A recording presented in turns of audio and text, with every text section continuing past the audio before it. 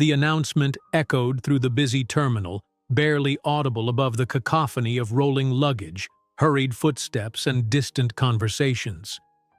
Final boarding call for Flight 247 to San Francisco. Maya Reynolds glanced at her watch and sighed. Her flight was delayed another 2 hours, which meant she had plenty of time to find something to eat and perhaps finish the book she'd been reading. The Chicago O'Hare International Airport was packed with travelers, all seeking refuge from the unexpected blizzard that had grounded several flights and delayed countless others. Maya pulled her carry-on suitcase toward the food court, her mind preoccupied with the upcoming presentation she would deliver to potential investors in San Francisco. At 34, she had finally gathered enough courage and capital to launch her own architectural firm after years of working under others. This meeting could change everything. The food court was a sea of faces. Tired, impatient, resigned. Maya scanned the area for an empty table, but every seat seemed occupied. She was about to give up and find a spot on the floor against a wall when she noticed a man in a wheelchair struggling to balance a tray of food while maneuvering through the crowd. Without hesitation, Maya approached him. "Excuse me, would you like some help?" The man looked up, his deep blue eyes meeting hers with a mix of surprise and relief. He was strikingly handsome, with salt and pepper hair that accentuated sharp cheekbones and a strong jawline. His expensive suit and watch suggested wealth, but there was a vulnerability in his expression that caught Maya off guard. "That would be incredibly kind of you," he replied, his voice deep and smooth. "I thought I could manage, but this crowd is more challenging than I anticipated." Maya took the tray from his hands. "I'm happy to help. Do you have a table?" "Yes, over there by the window. I managed to secure one before getting food." She walked beside him as he expertly navigated his wheelchair through the throng of travelers. The table he had claimed was small but offered a view of the snow-covered runways. "I'm Daniel Whitman," he said as they reached the table, "and you've just saved me from what would have been a very embarrassing spill." "Maya Reynolds," she replied, setting his tray down. "And I'm happy to help." Daniel gestured to the empty chair across from him. "Would you like to join me? It seems cruel to help me and then send you back into the chaos of finding a seat." Maya hesitated for a moment. She had planned to grab something quick and find a quiet corner to review her presentation, but there was something about Daniel's genuine smile that made her reconsider. "Thank you. I think I will," she said, placing her carry-on beside the table. "Let me just grab something to eat." When she returned with her own tray, Daniel had arranged the table neatly, moving the condiments to make space for her food. "So, Maya Reynolds, where are you headed today?" he asked as she settled into her seat. "San Francisco. Business meeting. But my flight's delayed because of the storm." "San Francisco?" Daniel's eyebrows rose. "That's where I'm headed too, although I'm on a private flight, so I'm just waiting for the weather to clear enough for takeoff." Maya couldn't help but smile. Of course he had a private plane. Everything about him, from his perfectly tailored suit to his sophisticated manner, screamed wealth. "Private plane, huh? That must be nice." Daniel chuckled. "It has its perks, though today it doesn't seem to be much of an advantage. We're all grounded equally by Mother Nature." He took a sip of his coffee. "What kind of business takes you to San Francisco?" "I'm an architect. I'm meeting with potential investors for my new firm." Maya surprised herself with how easily she shared this information with a stranger. Something about Daniel put her at ease. "An architect? That's fascinating. I've always been intrigued by the way architecture shapes our experience of the world." His eyes lit up with genuine interest. "What's your specialty?" For the next 30 minutes, Maya found herself engaged in one of the most stimulating conversations she'd had in months. Daniel wasn't just politely listening. He was asking insightful questions about sustainable design and the balance between functionality and aesthetics. It turned out he had a background in urban development and had funded several projects similar to what Maya was proposing. "You know," he said, leaning forward slightly, "I might be interested in hearing more about your firm. My foundation is always looking for innovative projects to support. Maya blinked, caught off guard by the potential opportunity that had quite literally wheeled into her path. "I'd be happy to tell you more," she said, trying to maintain her professional composure despite the excitement bubbling inside her.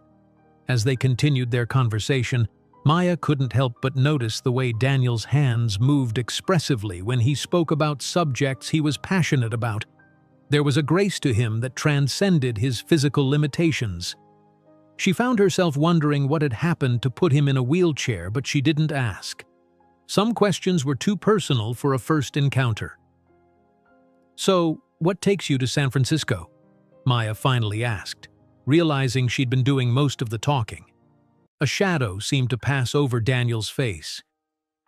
"Family business primarily, and a bit of personal closure."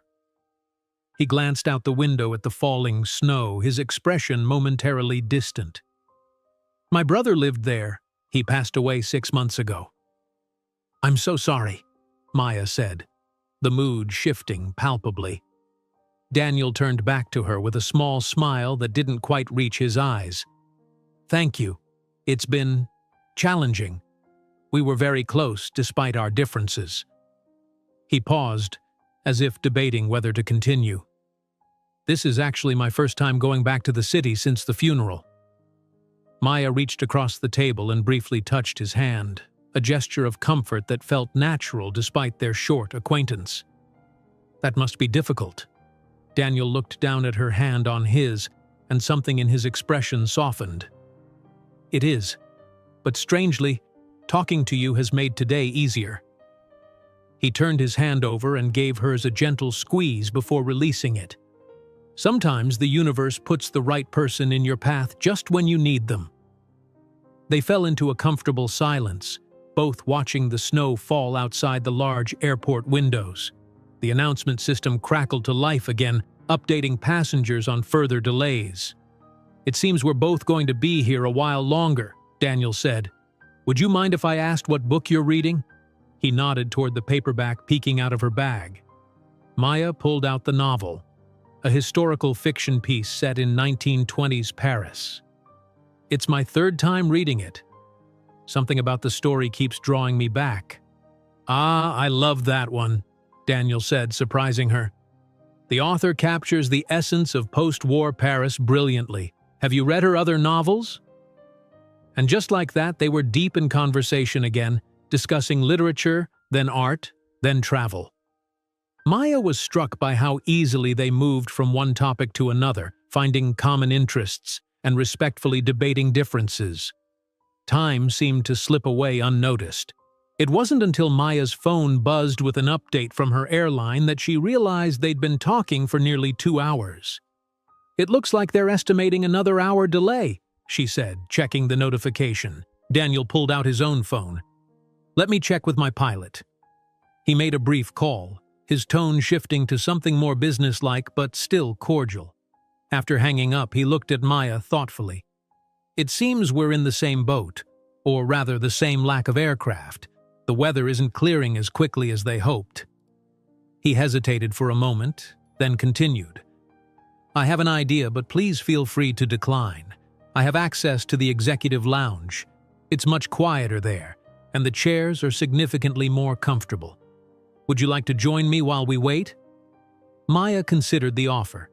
Under normal circumstances, she might have been more cautious about spending more time with a man she'd just met. But there was something undeniably genuine about Daniel, and the prospect of comfortable seating and quieter surroundings was tempting. "That would be lovely, thank you," she said. As they gathered their belongings, Daniel maneuvered his wheelchair with practiced ease. Maya noticed how other travelers unconsciously moved out of his way, some with sympathy in their eyes that seemed misplaced given Daniel's confident demeanor. The executive lounge was a stark contrast to the crowded terminal, plush seating, muted lighting, and a hushed atmosphere that felt almost like stepping into another world. A concierge greeted Daniel by name, suggesting he was a frequent visitor. They settled into a quiet corner with large windows overlooking the runway. As a server brought them complimentary drinks, Maya couldn't help but feel slightly out of place in this world of privilege. Yet Daniel had a way of making her feel like she belonged. "So, tell me more about this presentation you're preparing," he said, sipping a sparkling water. "If you don't mind discussing it, of course." Maya hesitated only briefly before pulling out her tablet. "Actually, I'd value your perspective, given your background in urban development." For the next hour, they discussed her business plan in detail.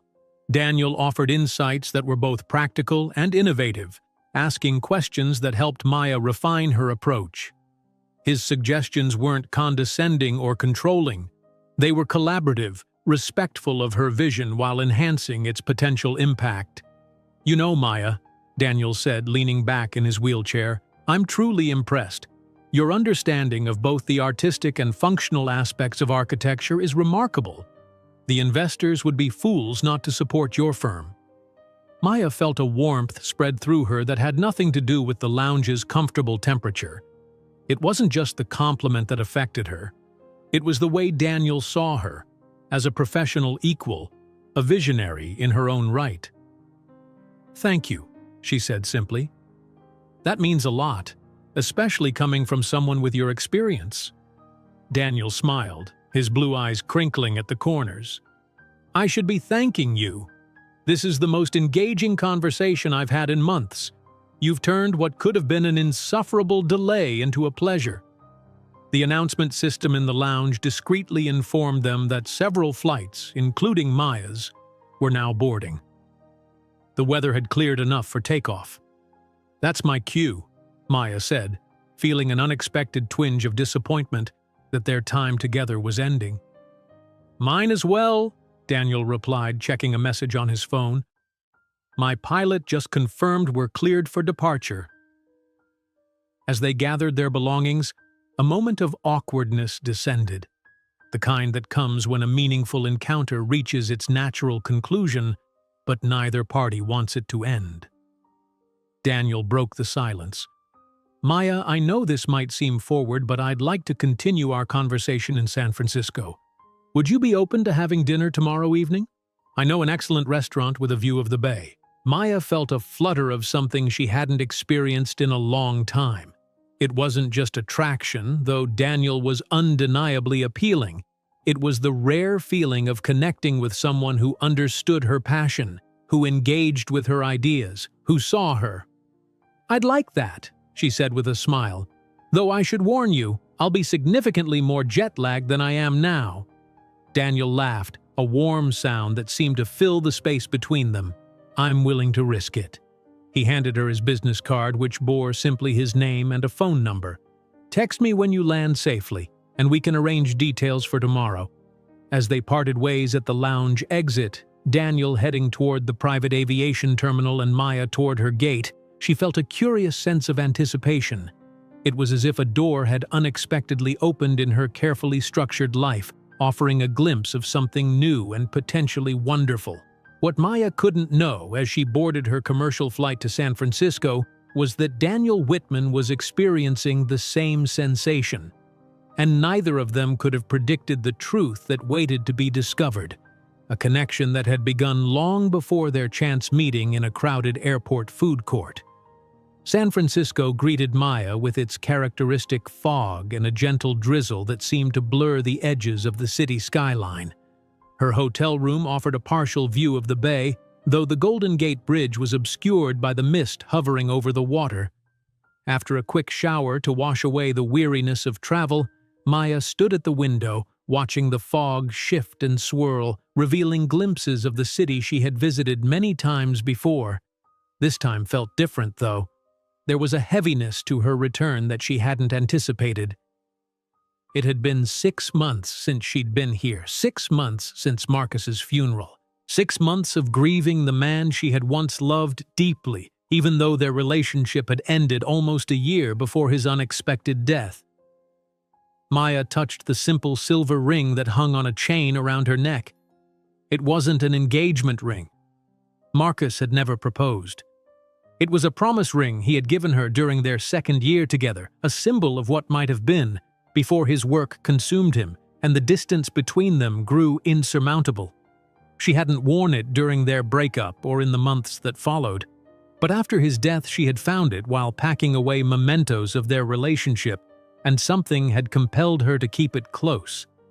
Perhaps it was guilt, the persistent thought that if she had stayed, if she had been more patient with his increasingly frequent absences, he might still be alive. "Stop it," she murmured to herself, turning away from the window. She couldn't keep torturing herself with what-ifs. Marcus had made his choices, and she had made hers. His fatal heart attack at 36 had been a genetic time bomb, according to the doctors, unrelated to stress or lifestyle. Her phone buzzed with a text message, pulling her from the spiral of guilt-laden memories. It was Daniel. "Landed safely in SF. Hope your flight was uneventful. Still up for dinner at 7? I can send a car for you." Maya smiled, feeling a flutter of anticipation that momentarily pushed aside her melancholy. Her encounter with Daniel at the airport had been unexpected in every way. There was something about him that drew her in, an intelligence and warmth that transcended his obvious wealth and privilege. After exchanging texts when her flight landed, they had confirmed dinner plans for her first evening in San Francisco. "Landed safely too," she typed back. "Dinner at 7 sounds perfect. No need for a car. I can meet you at the restaurant. Just send me the address." Daniel responded almost immediately with the restaurant details and a comment that made her smile. "The maitre d' is a bit of a snob, but the view and the risotto make up for it." Maya spent the remainder of the afternoon preparing for her investor meeting scheduled for the following morning. She rehearsed her presentation, refined her talking points, and tried to focus on the future of her architectural firm rather than the ghosts of her past that seemed to linger in the San Francisco air. At 6:30, she called a rideshare to take her to the restaurant. She had chosen a simple black dress that was professional enough for a business dinner but elegant enough for the upscale venue Daniel had selected. As the car wound through the hills of San Francisco, Maya found herself oddly nervous. Not the familiar pre-presentation jitters she was accustomed to, but something different, more personal. The restaurant was perched on a cliff overlooking the bay, its glass walls offering panoramic views of the water and the city skyline. As Maya gave her name to the hostess, she was immediately led to a corner table where Daniel was waiting. He looked up as she approached, and the genuine pleasure that lit his face sent a warm current through her. He was even more handsome than she remembered, his tailored navy suit accentuating broad shoulders, his silver-streaked hair neatly styled. The wheelchair was the same sleek, minimalist design she had noticed at the airport, clearly custom-made and expensive. "Maya," he said warmly, taking her hand as she reached the table. "You look beautiful." "Thank you," she replied, settling into the chair across from him. "This place is stunning." "Wait until sunset," Daniel said with a smile. "The view transforms completely." A waiter appeared with menus and a wine list, treating Daniel with the deference reserved for valued regular customers. After Maya selected a glass of Chardonnay and Daniel opted for sparkling water, they were left alone to peruse the menu. "So, tell me about your meeting tomorrow," Daniel said, his interest clearly sincere. "Are you feeling prepared?" Maya appreciated that he remembered and cared enough to ask. "I am, actually. Our conversation yesterday helped me refine a few points in my presentation. I think the investors will be impressed." "They'd be fools not to be," Daniel said with conviction. "Your vision is exactly what the industry needs right now." As they discussed her plans, Maya found herself once again drawn into the easy, intellectually stimulating conversation that had characterized their airport encounter. Daniel asked perceptive questions and offered insights that suggested a deep understanding of both business and architecture. By the time their appetizers arrived, a ceviche for Maya and a beet salad for Daniel, they had moved on to discussing the city's architectural evolution. San Francisco has always struggled with balancing preservation and progress, Daniel observed, gesturing toward the skyline visible through the restaurant's windows. Every new building is a negotiation between honoring the past and embracing the future. "That's what I love about this city," Maya said. "It's constantly reinventing itself while maintaining its essential character." She paused, suddenly aware of how much she had missed San Francisco, despite the painful memories it now held. Daniel seemed to sense the shift in her mood. "You've spent time here before?" Maya nodded, taking a sip of her wine to gather her thoughts. "I lived here for almost 3 years. I moved back to Chicago about a year ago." "What prompted the move back?" Daniel asked, his tone gentle, as if he sensed he was treading on personal territory. Maya considered how much to share. Something about Daniel made her want to be honest, but she wasn't ready to excavate all of her grief with someone she had just met, no matter how comfortable he made her feel. "A relationship that didn't work out," she said simply, "and an opportunity at a prestigious firm in Chicago that was too good to pass up." Daniel nodded, not pressing for details. Life has a way of guiding us where we need to go, even when the path seems unclear at the time. The conversation shifted to lighter topics as their main courses arrived. Daniel shared amusing anecdotes about his travels, and Maya found herself laughing more than she had in months. As predicted, the sunset transformed the view, painting the sky in vibrant oranges and pinks that reflected off the bay waters. "It's magnificent," Maya said, momentarily distracted from their conversation by the spectacle of color outside. "Worth the price of admission, isn't it?" Daniel smiled, watching her reaction. "I try to catch this view whenever I'm in town. It never gets old." As the sky darkened and the city lights began to twinkle across the bay, Maya found herself opening up more about her career path, her passion for sustainable architecture, and the challenges she had faced as a woman in a male-dominated field. "The number of times I've walked into a meeting and been mistaken for someone's assistant is staggering," she said, shaking her head. "But it's getting better, slowly." "The industry's loss is ultimately your gain," Daniel observed. "Anyone who underestimates you is giving you an opportunity to exceed their expectations spectacularly." Maya raised her glass to that sentiment. "I'll drink to exceeding expectations."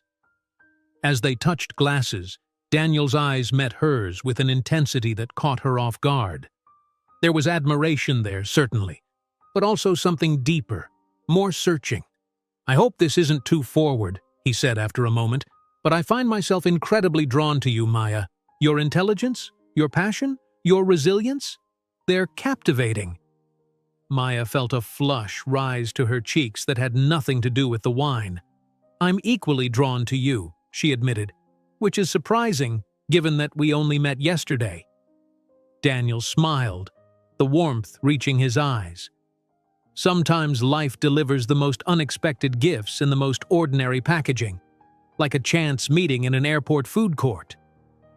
As the evening progressed, their conversation flowed effortlessly from professional ambitions to personal philosophies.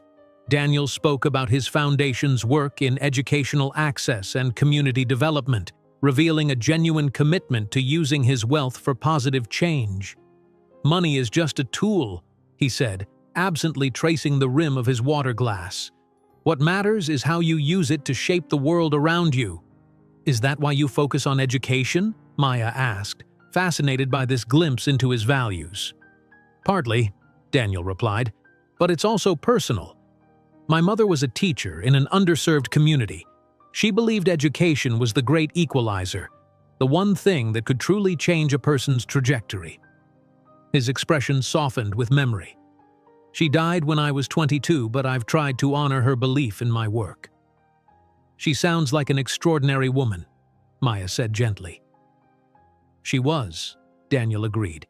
"She raised my brother and me on her own after our father died. Worked 2 jobs sometimes, but never complained. She taught us that resilience isn't about never falling.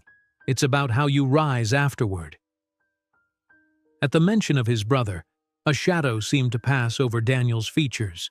Maya remembered what he had said at the airport about coming to San Francisco for closure after his brother's death. "You mentioned your brother yesterday," she said carefully. "I'm sorry for your loss." Daniel's eyes, when they met hers held a complex mixture of grief, gratitude for her acknowledgement, and something else she couldn't quite decipher. "Thank you," he said quietly. Marcus was complicated, brilliant, driven, sometimes frustratingly stubborn, but he was the best friend I ever had despite our differences.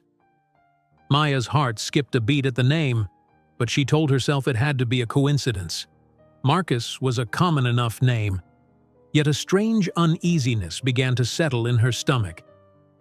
"How did he—" she began, then stopped, unsure if the question was too intrusive. "Heart attack," Daniel supplied, his voice steady but tinged with sorrow. Completely unexpected. He was only 36. The uneasiness in Maya's stomach crystallized into a cold certainty. The details were too specific to be coincidental. Marcus Whitman, 36, heart attack. The pieces fell into place with a clarity that left her momentarily speechless. Daniel seemed to mistake her silence for simple sympathy. "It's still difficult to talk about," he continued. "We had unresolved issues when he died. Things I wish I'd said differently." Maya found her voice, though it sounded strange to her own ears. "What kind of work did your brother do?" "He was in finance," Daniel replied. "Investment banking specifically. He was extraordinarily successful, though the hours were punishing." Each confirmation sent a wave of disbelief through Maya. Marcus had never mentioned a brother named Daniel. He had spoken of family only in the vaguest terms, deflecting questions with practiced ease. He had told her he was an only child, that his parents were both deceased, that he had no family to speak of. But then, Marcus had always been private to the point of secretiveness about his personal life. It had been one of the issues that ultimately led to their breakup. His compartmentalization, his unwillingness to fully let her in. "Maya?" Daniel's concerned voice broke through her thoughts. "Are you all right? You've gone quite pale." She forced a smile, though her mind was racing. "I'm fine, just a bit tired from the travel, I think." Maya's fingers instinctively went to the silver ring hanging beneath her dress. The world seemed to narrow to just this table, this moment, this impossible coincidence. Or was it a coincidence at all? Had Daniel known who she was from the beginning? No, she decided, studying his face. His concern appeared genuine. There was no hint of recognition when she'd told him her name, no suggestion that he was playing some elaborate game.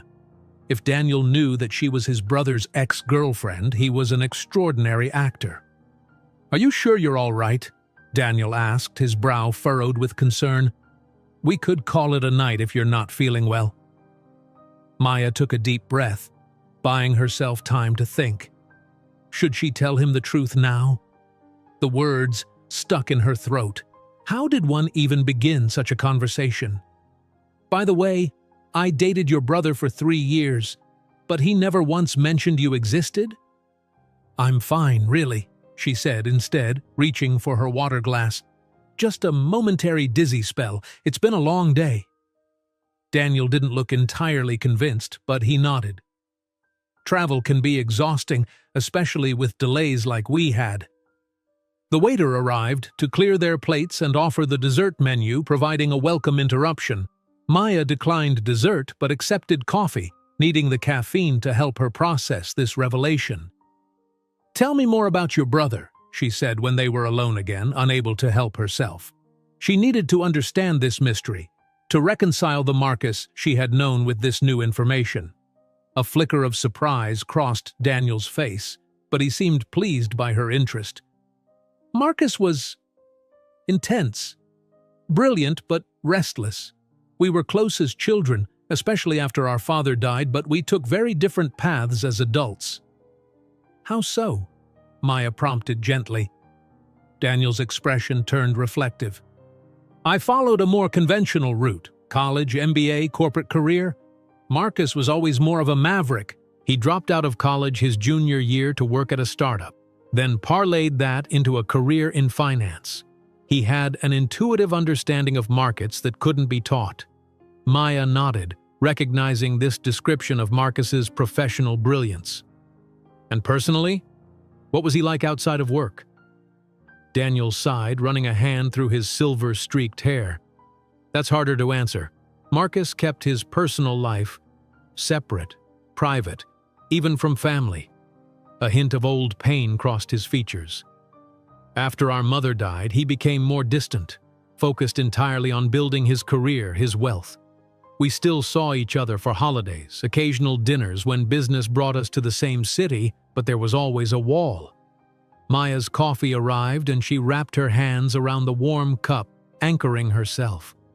That must have been difficult, she said, thinking of how Marcus had compartmentalized his life with her as well, keeping his work separate, rarely introducing her to colleagues, making excuses when she suggested weekend trips to meet what little family he claimed to have. It was, Daniel admitted, especially after my accident. He gestured to his wheelchair. 5 years ago, I was in a car crash that left me paralyzed from the waist down. Marcus helped financially, insisted on paying for the best specialists, the best equipment, but emotionally, he remained distant. It was as if he couldn't bear to see me vulnerable. 5 years ago, Maya did the mental math. She and Marcus had already been dating then, yet he had never mentioned a brother, let alone one who had suffered such a life-altering injury. The depth of his deception made her head spin. "I'm sorry," she said, and meant it, though the words felt inadequate for the complex tangle of emotions she was experiencing. "Were things unresolved between you when he died?" Daniel's gaze turned toward the city lights reflecting on the bay. "We had an argument the last time we spoke, about his lifestyle, his choices. I felt he was working himself into an early grave." His voice caught slightly. "Turns out I was right, just not in the way I expected." The irony was almost too much to bear. Maya remembered her own arguments with Marcus about his punishing work schedule, the way he would disappear into 18-hour days at the office, emerging exhausted and emotionally unavailable. "I keep wondering if I could have done something differently," Daniel continued, his voice low. "If I had approached him differently, been less judgmental, maybe he would have listened." The guilt in his voice mirrored Maya's own thoughts since Marcus's death. She had tortured herself with similar questions. If she had stayed, if she had been more understanding of his work demands, could she have somehow prevented his death?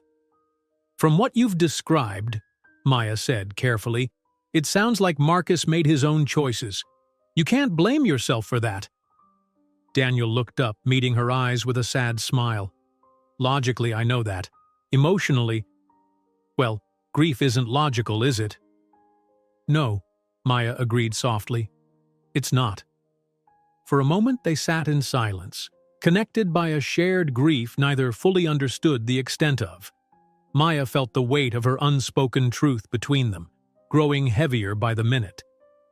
"Enough about my family tragedy," Daniel said finally, his tone lightening with visible effort. "Tell me about yours. Do you have siblings?" The question was innocent, but it nearly undid Maya. The Marcus she had known, or thought she had known, would ask her similar questions early in their relationship, showing interest in her background while deflecting questions about his own. It had seemed like genuine interest at the time, but now she wondered if it had been a calculated strategy to keep the conversation away from his own life. "One sister," she answered, forcing herself back to the present. "She's a pediatrician in Chicago.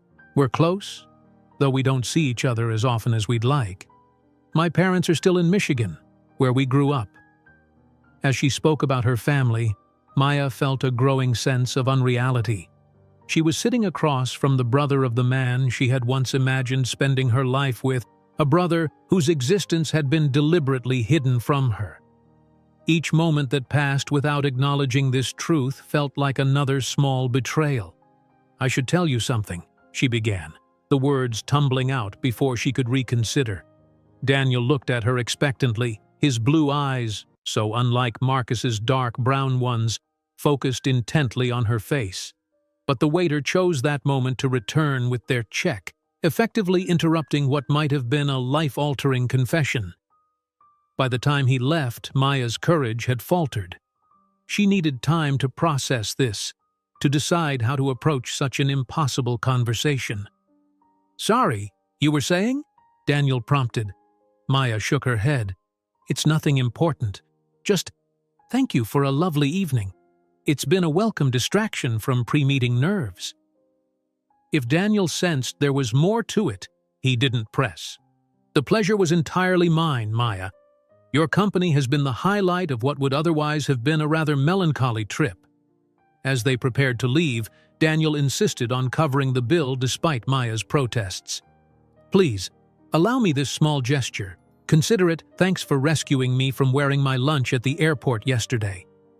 Outside the restaurant, the San Francisco night was cool and clear, the fog having lifted to reveal a sky scattered with stars. A sleek black car waited at the curb, its driver stepping out to assist Daniel if needed, though he maneuvered into the back seat with practiced ease. "Can we drop you at your hotel?" Daniel offered. Maya hesitated only briefly before accepting. As they drove through the city streets, she found herself stealing glances at Daniel's profile, searching for resemblances to Marcus. They were there, subtle but unmistakable. The same strong jawline, the same way of gesturing with their hands when making a point. But where Marcus had been all sharp edges and restless energy, Daniel had a centered calm, a thoughtfulness that drew her in. "Would you be free for dinner again tomorrow night?" Daniel asked as they neared her hotel. "I'd love to hear how your meeting goes." Maya knew she should decline. The situation was becoming increasingly complicated, and spending more time with Daniel before she decided how to handle the truth would only make things worse. Yet the thought of not seeing him again created an unexpected ache. "I'd like that," she heard herself say. "Though I should warn you, if the meeting goes poorly, I may not be the most cheerful company." Daniel smiled, the expression warming his entire face. "I'll take my chances. Success or setback, I'd still rather spend the evening with you than alone with my thoughts in a hotel room." The car pulled up to the entrance of Maya's hotel, and the driver came around to open her door. "Until tomorrow, then," Daniel said, taking her hand briefly. His touch was warm, his grip firm but gentle. "Until tomorrow," Maya echoed, stepping out into the night air. As the car pulled away, Maya stood for a moment on the sidewalk, watching its taillights disappear around a corner. The rational part of her brain was screaming that she was making a mistake, that she needed to extract herself from this situation before it became even more tangled. But another part, a part she thought had died with Marcus, felt awakened, curious, drawn to Daniel in a way that both thrilled and terrified her. Back in her hotel room, Maya kicked off her heels and sank onto the edge of the bed, overwhelmed by the evening's revelations. She pulled out her phone and navigated to her photo gallery, scrolling back through the months until she found what she was looking for: a picture of Marcus, taken on his last birthday. He was smiling reluctantly at the camera, uncomfortable being the center of attention, as always. "Who were you, really?" she whispered to the image. "And why didn't you ever tell me about Daniel?" The photo offered no answers, only the same enigmatic half-smile Marcus had worn throughout their relationship, present but somehow always holding something back. Maya set her phone aside and walked to the window, gazing out at the city lights. San Francisco had once represented possibility to her, a fresh start, a chance to build something meaningful with Marcus. Now it was layered with loss, betrayal, and this new, confusing connection to Daniel. She thought of the silver ring hanging around her neck, hidden beneath her dress. It had been a symbol of promise, of commitment. Now it felt more like a talisman of deception. Marcus had given it to her, saying it represented his heart, yet he had kept entire parts of himself locked away from her, including the existence of a brother he clearly cared for, despite their complicated relationship. Tomorrow she would need to face Daniel with the truth. The thought made her stomach knot with anxiety. How would he react to learning that she had been involved with Marcus? Would he feel betrayed, misled? Would he think she had approached him at the airport knowing who he was? Or worse, what if he already knew? What if this entire encounter had been orchestrated and Daniel was testing her for some reason of his own? No, she decided, recalling the genuine warmth in his eyes, the open way he had spoken about Marcus. If Daniel was playing some kind of game, he was a master manipulator beyond anything she could imagine. And despite the shocking revelation about his identity, her instincts told her that Daniel Whitman was exactly what he appeared to be, a thoughtful, intelligent man grieving his brother and unexpectedly connecting with a stranger in an airport. A stranger who happened to be the woman his brother had loved and left without ever acknowledging his existence. Maya sighed and began preparing for bed, her mind still churning with questions. Tomorrow would bring her investor meeting and then another dinner with Daniel. Between those two events, she needed to find the courage to tell him the truth, whatever the consequences might be. As she drifted towards sleep, it occurred to her that perhaps this wasn't just coincidence or fate. Perhaps in some strange way Marcus had brought them together, his final posthumous attempt to reconcile the compartmentalized pieces of his life. Morning arrived with pale sunlight filtering through San Francisco's lingering fog. Maya woke early, her sleep having been fitful and filled with dreams where Marcus and Daniel morphed into one another, their faces blending in impossible ways. She rubbed her eyes, trying to shake off the disorientation as she prepared for her investor meeting. The hot shower helped clear her mind, and by the time she was dressed in her carefully chosen charcoal suit, Maya had compartmentalized her personal dilemma. For the next few hours, she would focus solely on her presentation, on securing the funding that would allow her architectural vision to become reality. She would deal with the Daniel situation afterward. Her phone buzzed with a text message as she was gathering her presentation materials. "Good luck today. They'd be fools not to invest in your vision. Looking forward to hearing all about it tonight. Daniel." The simple message sent a complicated ripple of emotions through her. Gratitude for his support, warmth at his genuine interest in her success, anxiety about the conversation that awaited them, and a persistent, underlying attraction that refused to be silenced by the bizarre circumstances. "Thank you," she texted back. "That means a lot." The investors' offices were located in a sleek high-rise with panoramic views of the bay. Maya arrived 15 minutes early, using the time to center herself and review her key points one last time.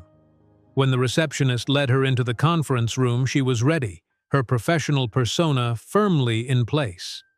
5 people sat around the polished conference table, 3 men and 2 women, all wearing expressions of polite interest but revealing little else. Maya recognized Howard Chen, the lead investor, from her preliminary video calls. He stood to greet her with a firm handshake. "Ms. Reynolds, welcome. We've been looking forward to your presentation." Maya smiled confidently. "Thank you for the opportunity, Mr. Chen. I'm excited to share my vision with all of you." As she connected her laptop to the room's presentation system, Maya felt the familiar surge of adrenaline that always preceded these moments. This was where she excelled, articulating her passion for sustainable, human-centered architecture, painting a picture of buildings that served communities while respecting the environment. For the next 40 minutes, she guided the investors through her business plan, her design philosophy, and the specific projects she hoped to pursue with their backing. She referenced her previous work, emphasizing the awards and recognition she had received, and outlined the niche she intended to fill in the market. Throughout the presentation, Maya was aware of a newfound clarity and confidence in her delivery. Some of it stemmed from the refinements she had made based on her conversation with Daniel. His insights had helped her strengthen certain aspects of her argument. But there was something else, too, a sense of purpose that felt sharper than before. When she finished, there was a moment of silence before the questions began. They were probing but not hostile, exploring the practicalities of her vision rather than challenging its fundamental value. Maya answered each inquiry directly, neither overpromising nor underselling her capabilities. "Your approach to community integration is particularly interesting," said Vanessa Kapoor, one of the female investors. "How do you balance community input with your own design vision?" It was a good question, one that cut to the heart of Maya's philosophy. "I see design as a conversation, not a monologue," she replied. "My job is to listen as much as to create. The best buildings emerge from a genuine understanding of how they'll be used and by whom." The discussion continued for another 30 minutes, delving into financial projections, timelines, and potential challenges. By the time Howard Chen stood to indicate the meeting was concluding, Maya felt cautiously optimistic. "Thank you, Ms. Reynolds," Chen said, shaking her hand again. "You've given us a lot to consider. We'll be in touch within the week with our decision."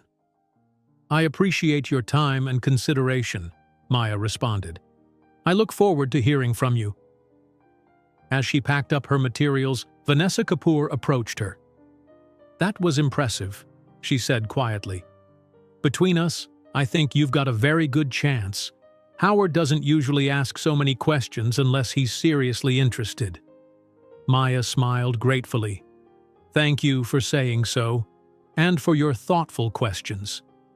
Outside the building, Maya took a deep breath of the cool San Francisco air. The presentation had gone well, possibly even very well, but now she had to face the more daunting challenge of her dinner with Daniel. She spent the afternoon walking the city, reacquainting herself with streets and neighborhoods that held both happy and painful memories. She passed the small cafe where she and Marcus had often had Sunday brunch, the park where they had sometimes picnicked on rare sunny days, the bookstore where they'd spent hours browsing separately before comparing their finds over coffee. It struck her that even these memories were now tinged with uncertainty. Had Marcus ever mentioned a brother to her, and she had simply forgotten? No, she would have remembered something so significant. Had he ever been about to share this part of his life but been interrupted or lost his nerve? She couldn't recall any such moment. The reality was simpler and more painful. Marcus had deliberately kept his family, at minimum, a brother he clearly cared about, secret from her, even as their relationship had grown serious enough that they had discussed living together, even children. By the time Maya returned to her hotel to prepare for dinner, she had resolved to tell Daniel the truth immediately. No more evasions, no more half-truths.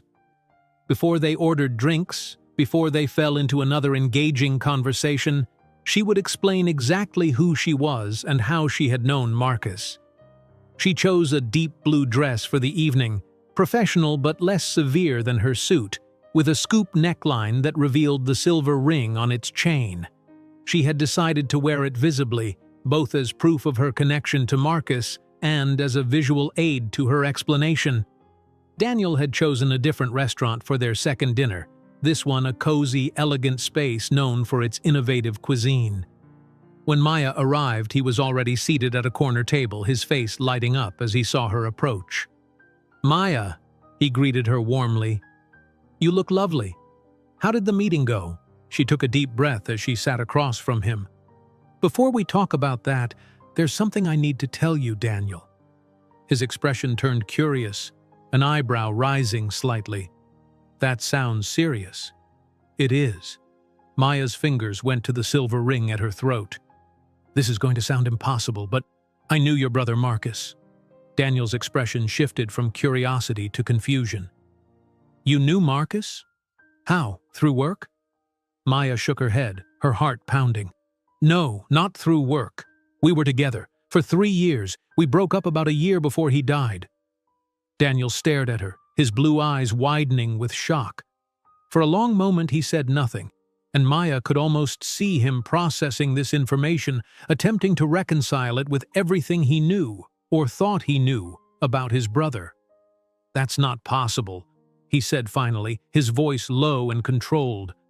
"Marcus never mentioned being in a serious relationship. If he had been with someone for 3 years, I would have known." Maya's throat tightened. He never told me about you either. He said he was an only child, that his parents were both deceased. He never mentioned having a brother, certainly not one he cared about as much as you clearly cared about him. Daniel's expression hardened, a flash of anger crossing his features. Is this some kind of joke? Did you know who I was at the airport? No, Maya said quickly, leaning forward. I swear, I had no idea who you were until last night, when you mentioned your brother Marcus dying of a heart attack at 36.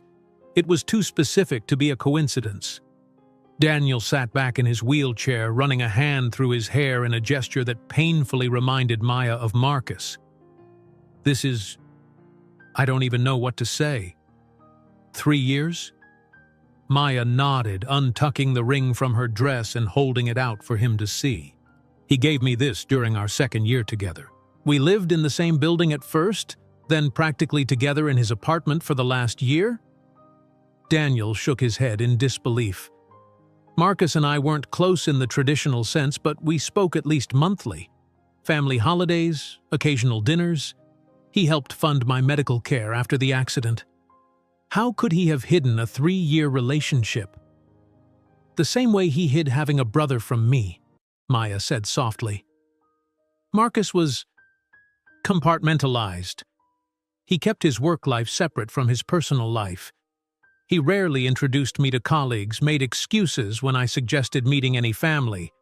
I thought it was just his personality, but now it seems more calculated, Daniel finished, his expression troubled. I knew my brother was private, but this level of deception. The waiter approached their table, but Daniel waved him away with a polite gesture. I'm sorry, Maya said, feeling the inadequacy of the words. I should have told you as soon as I realized, but I was in shock. And then I needed time to process what it meant, that Marcus had lied to both of us so comprehensively. Daniel was silent for a long moment, his gaze focused somewhere over Maya's shoulder. When he finally looked at her again, his eyes were filled with a complex mixture of emotions, hurt, confusion, but also a dawning understanding. The architect, he said suddenly. What? About 1.5 years ago, Marcus mentioned he was seeing someone.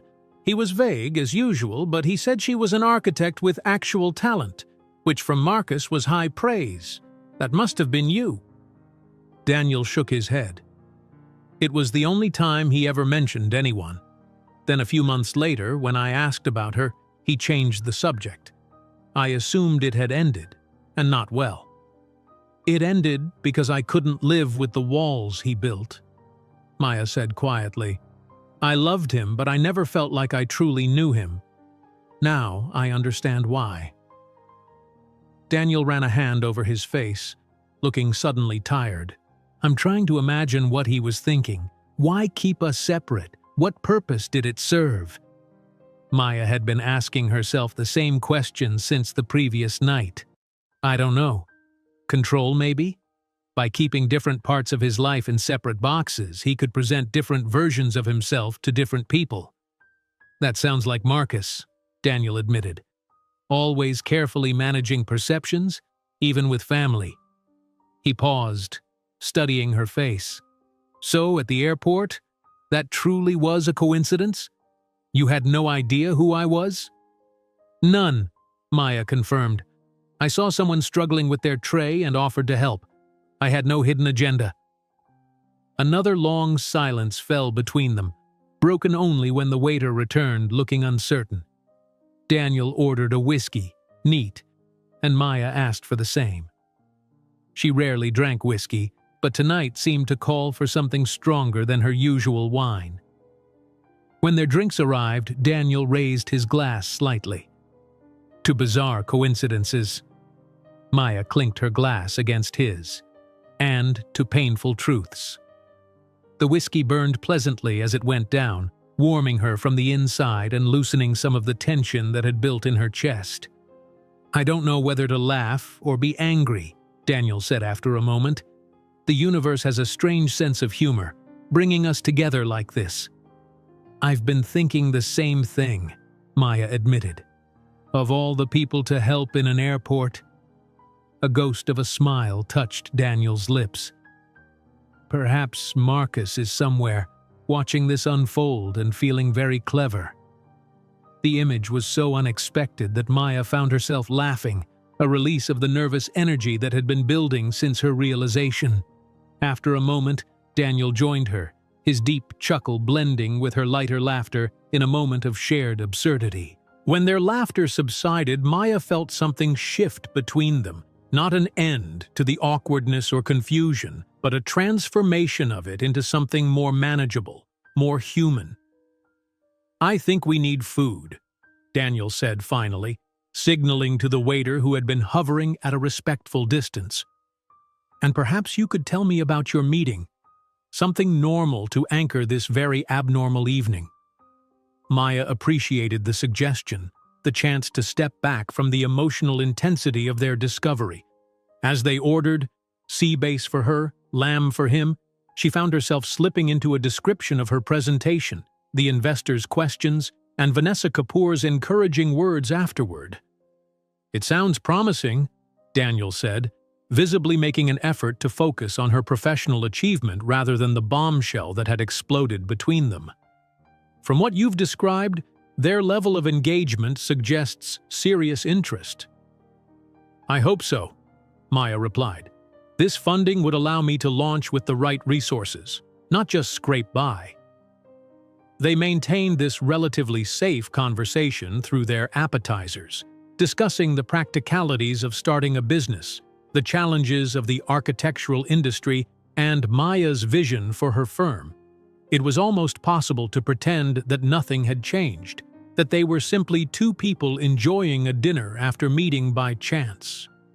But the unaddressed reality hovered between them, and when there was a natural lull in the conversation, Daniel set down his fork and looked directly at Maya. "Tell me about your relationship with my brother," he said quietly. "If you're comfortable doing so." Maya took a sip of water, gathering her thoughts. "We met at a charity event. I was there with my firm at the time. We had designed the venue and were being recognized. Marcus was a major donor." She smiled faintly at the memory. "He sought me out afterward, said he was impressed by my explanation of the design principles. We ended up talking for hours." "That sounds like Marcus," Daniel nodded. "When something caught his interest, he pursued it with intensity." "Yes," Maya agreed. "That was his way. We started dating almost immediately. It was consuming, exciting. He had this energy, this focus when he was present. And when he wasn't present, he was completely absent," Daniel finished. "I'm familiar with the pattern." Maya nodded, surprised by his understanding. "Exactly. When he was working, he disappeared entirely. 18-hour days, sometimes longer. He'd resurface exhausted, catch up on sleep, then want to pack as much living as possible into whatever time he had before the next work crisis." "Feast or famine," Daniel murmured. "He was like that even as a child, all in or all out." Their main courses arrived, and they paused their conversation as the waiter arranged their plates. When they were alone again, Maya continued, finding an unexpected relief in sharing her experience with someone who truly understood the complex person Marcus had been. "The good times were wonderful," she said. "He was brilliant, passionate, generous. But there was always this sense that I was only seeing a part of him, that there were rooms in his mind I wasn't allowed to enter." "Did you love him?" Daniel asked, the question direct but his tone gentle. Maya touched the silver ring at her throat. "Yes," she said simply. "Despite the walls, despite the absences. I loved who he was when he let his guard down, and I believed that version of him was the real one." "And now?" Daniel prompted. "Knowing what you know about his deception?" It was a question Maya had been asking herself since the previous night. "I'm angry," she admitted. "Hurt, confused. But I still believe there was something real between us, even if it was built on a foundation of half-truths." She looked up at Daniel. "What about you? Has learning about this changed how you see him?" Daniel set down his fork, considering. Marcus and I had a complicated relationship even before this revelation. I admired him and resented him in equal measure. He was brilliant but careless with people's feelings, generous financially but emotionally withholding. He sighed. Learning that he kept such a significant relationship secret, it confirms what I already knew about his compartmentalized approach to life, but it also makes me wonder what else I didn't know. They ate in silence for a moment, each lost in their own thoughts. Maya found herself studying Daniel's face, noting again the subtle resemblances to Marcus, the shape of his jaw, certain expressions, but also the significant differences. Where Marcus had been all sharp edges and restless energy, Daniel had a steadiness, a thoughtful presence that felt like solid ground. "You two are very different," she observed. Daniel smiled faintly. "We were often described as two sides of the same coin, similar raw materials, completely different results." He cut a piece of lamb with precision. "Our mother used to say Marcus was like a Ferrari, flashy, high performance, but temperamental and requiring constant maintenance. I was more like a well-built Volvo, reliable, practical, built to last." He chuckled.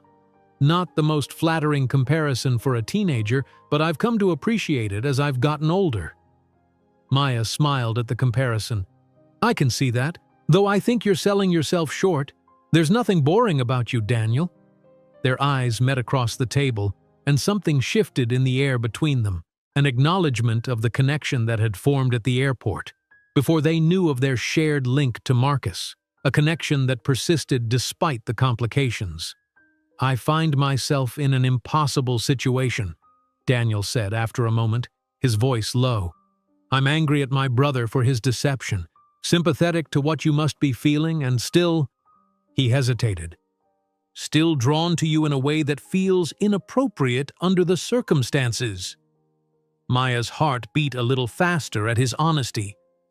"I'm experiencing the same contradiction," she admitted. "There's a part of me that feels I should walk away from this entire situation. It's too complicated, too laden with history. But there's another part that values the connection we formed, independent of Marcus." Daniel nodded slowly. "The question is, can that connection exist separately from our shared past? Or will Marcus always be between us, an invisible presence at the table?" It was a question Maya had been asking herself since her realization the night before. "I don't know," she said honestly, "but I think I'd like to find out if you would." A small smile touched Daniel's lips. "I would, though perhaps we should proceed with caution, given the circumstances." "Agreed," Maya said, returning his smile. "Cautious exploration seems appropriate." With that tentative understanding reached, some of the tension dissipated from the air. They finished their meals, the conversation turning to lighter topics. Books they had both read, places they had traveled, music they enjoyed. Maya found herself laughing at Daniel's dry humor, appreciating the way he listened intently when she spoke, as if truly valuing her thoughts. It wasn't until dessert, a shared chocolate soufflé that the chef had insisted they try, that the subject of Marcus arose again. "There's something I've been wondering," Maya said, setting down her spoon. "You mentioned unresolved issues with Marcus when he died. Would you mind telling me what happened between you?" Daniel was silent for a moment, considering her question. "Our last conversation was about a week before he died," he said finally. "I had called to tell him I was coming to San Francisco for business and wanted to have dinner. He seemed distracted, preoccupied. When I pressed him, he admitted he was under tremendous stress at work, some deal that was falling apart." Maya nodded, remembering the intense pressure Marcus had often been under. He could be consumed by work problems. "Yes, but this seemed different," Daniel continued. "He mentioned that he might have crossed some lines to salvage the deal. When I asked what he meant, he became defensive, said I wouldn't understand the complexities of his business." Daniel's expression darkened with the memory. I told him that whatever financial crisis he was facing wasn't worth compromising his integrity. We argued. He accused me of judging him from my moral high ground, said some hurtful things about my foundation work being a luxury afforded by family money that he had helped grow. Maya winced, recognizing the pattern. Marcus had sometimes lashed out when feeling cornered or criticized. That sounds like him when he felt threatened. The conversation ended badly, Daniel admitted. I told him he needed to reconsider his priorities before he lost everything that mattered. He hung up on me. He sighed heavily. A week later, he was dead. Heart attack at his desk, working late as usual. The pain in Daniel's voice was palpable. The regret of harsh words that could never be taken back, questions that could never be answered. Maya reached across the table and placed her hand over his. "I'm sorry," she said softly. "That's a terrible weight to carry." Daniel turned his hand beneath hers, their fingers intertwining in a gesture that felt both comforting and intimate. "I've spent the last 6 months wondering what lines he crossed, what he was involved in. Part of the reason I came to San Francisco was to visit his apartment, see if there was anything that might explain what was happening in those final weeks." "His apartment?" Maya echoed, surprised. "I thought it would have been cleared out by now." Daniel shook his head. "I've kept it as it was. Paid the rent, maintained the utilities. I couldn't bring myself to dismantle his life until I understood more about his death. The doctors said it was a congenital heart condition, exacerbated by stress and an unhealthy lifestyle, but you wonder if there was more to it," Maya finished, understanding his need for closure. "Exactly," Daniel confirmed. "I'm going there tomorrow. It's the first time I've been back since right after the funeral." He hesitated, then added, Would you consider coming with me? I know it's a lot to ask, but you knew a side of Marcus that I didn't. You might notice things I would miss." Maya felt a flutter of anxiety at the thought of returning to Marcus's apartment, the place where they had spent so much time together, where they had both laughed and argued, loved and eventually grown apart. But she also recognized that this visit could provide answers that both she and Daniel needed. "I'll come," she said, squeezing his hand gently. "Maybe together we can piece together a more complete picture of who Marcus really was." Relief and gratitude washed over Daniel's face. "Thank you," he said simply. As they finished their dessert and prepared to leave the restaurant, Maya felt a curious mixture of emotions. Lingering sadness about Marcus's deception, anxiety about visiting his apartment, but also a growing warmth toward Daniel, a sense of connection that transcended their bizarre shared history. Outside, the San Francisco night was cool and clear, stars visible between the city's tall buildings. Daniel's driver was waiting with the same sleek black car from the previous evening. "Can we drop you at your hotel?" Daniel offered. Maya nodded, suddenly feeling the emotional exhaustion of the day, from the high of her successful presentation to the intensity of their dinner conversation. As they drove through the nighttime streets, a comfortable silence fell between them, their shared revelations creating a strange but undeniable intimacy. When they reached her hotel, Daniel took her hand before she could exit the car. "Despite everything, or perhaps because of it, I'm glad we met, Maya." She smiled, feeling the same contradictory certainty. "So am I." As she watched the car pull away, Maya wondered what tomorrow would bring, what secrets they might uncover in Marcus's apartment, and what new understanding might emerge between her and Daniel as they continued their cautious exploration of this unexpected connection. Maya woke to sunlight streaming through a gap in the hotel curtains. For a moment, she lay still, orienting herself to the day ahead. Her investor meeting was behind her, and she wouldn't hear their decision for several days. Today's agenda held only one significant event: visiting Marcus's apartment with Daniel. The thought sent a shiver through her. She hadn't been back to that apartment since the day she'd moved her remaining belongings out shortly after their breakup. The place had been so quintessentially Marcus, minimalist but expensive, with carefully curated art and furniture that spoke of wealth and taste without being ostentatious. It had never felt fully like home to her, perhaps because Marcus himself had kept parts of it off limits, both literally and figuratively. Her phone buzzed with a text from Daniel. "Good morning. Still up for today? I can pick you up at 11 if that works." Maya typed back a quick confirmation, then rose to prepare for the emotionally complex day ahead. She chose comfortable jeans and a soft blue sweater, practical clothes that would help her feel grounded. Around her neck she still wore the silver ring on its chain, a talisman of sorts, a reminder of the past she was about to confront. At precisely 11, Daniel's black car pulled up to the hotel entrance. He was already in the back seat, looking out the window with an expression that suggested his thoughts were far away. When he saw her, his face brightened momentarily before settling into something more solemn, appropriate to their mission. "Good morning," he said, as she slid into the seat beside him. "Did you sleep well?" "Well enough," Maya replied. "You?" Daniel shrugged slightly. "In patches. I kept thinking about what we might find or not find." She understood his mixture of anticipation and dread. "Whatever we discover, we'll face it together." He nodded, his blue eyes warm with gratitude. "Thank you for doing this. I know it can't be easy for you either."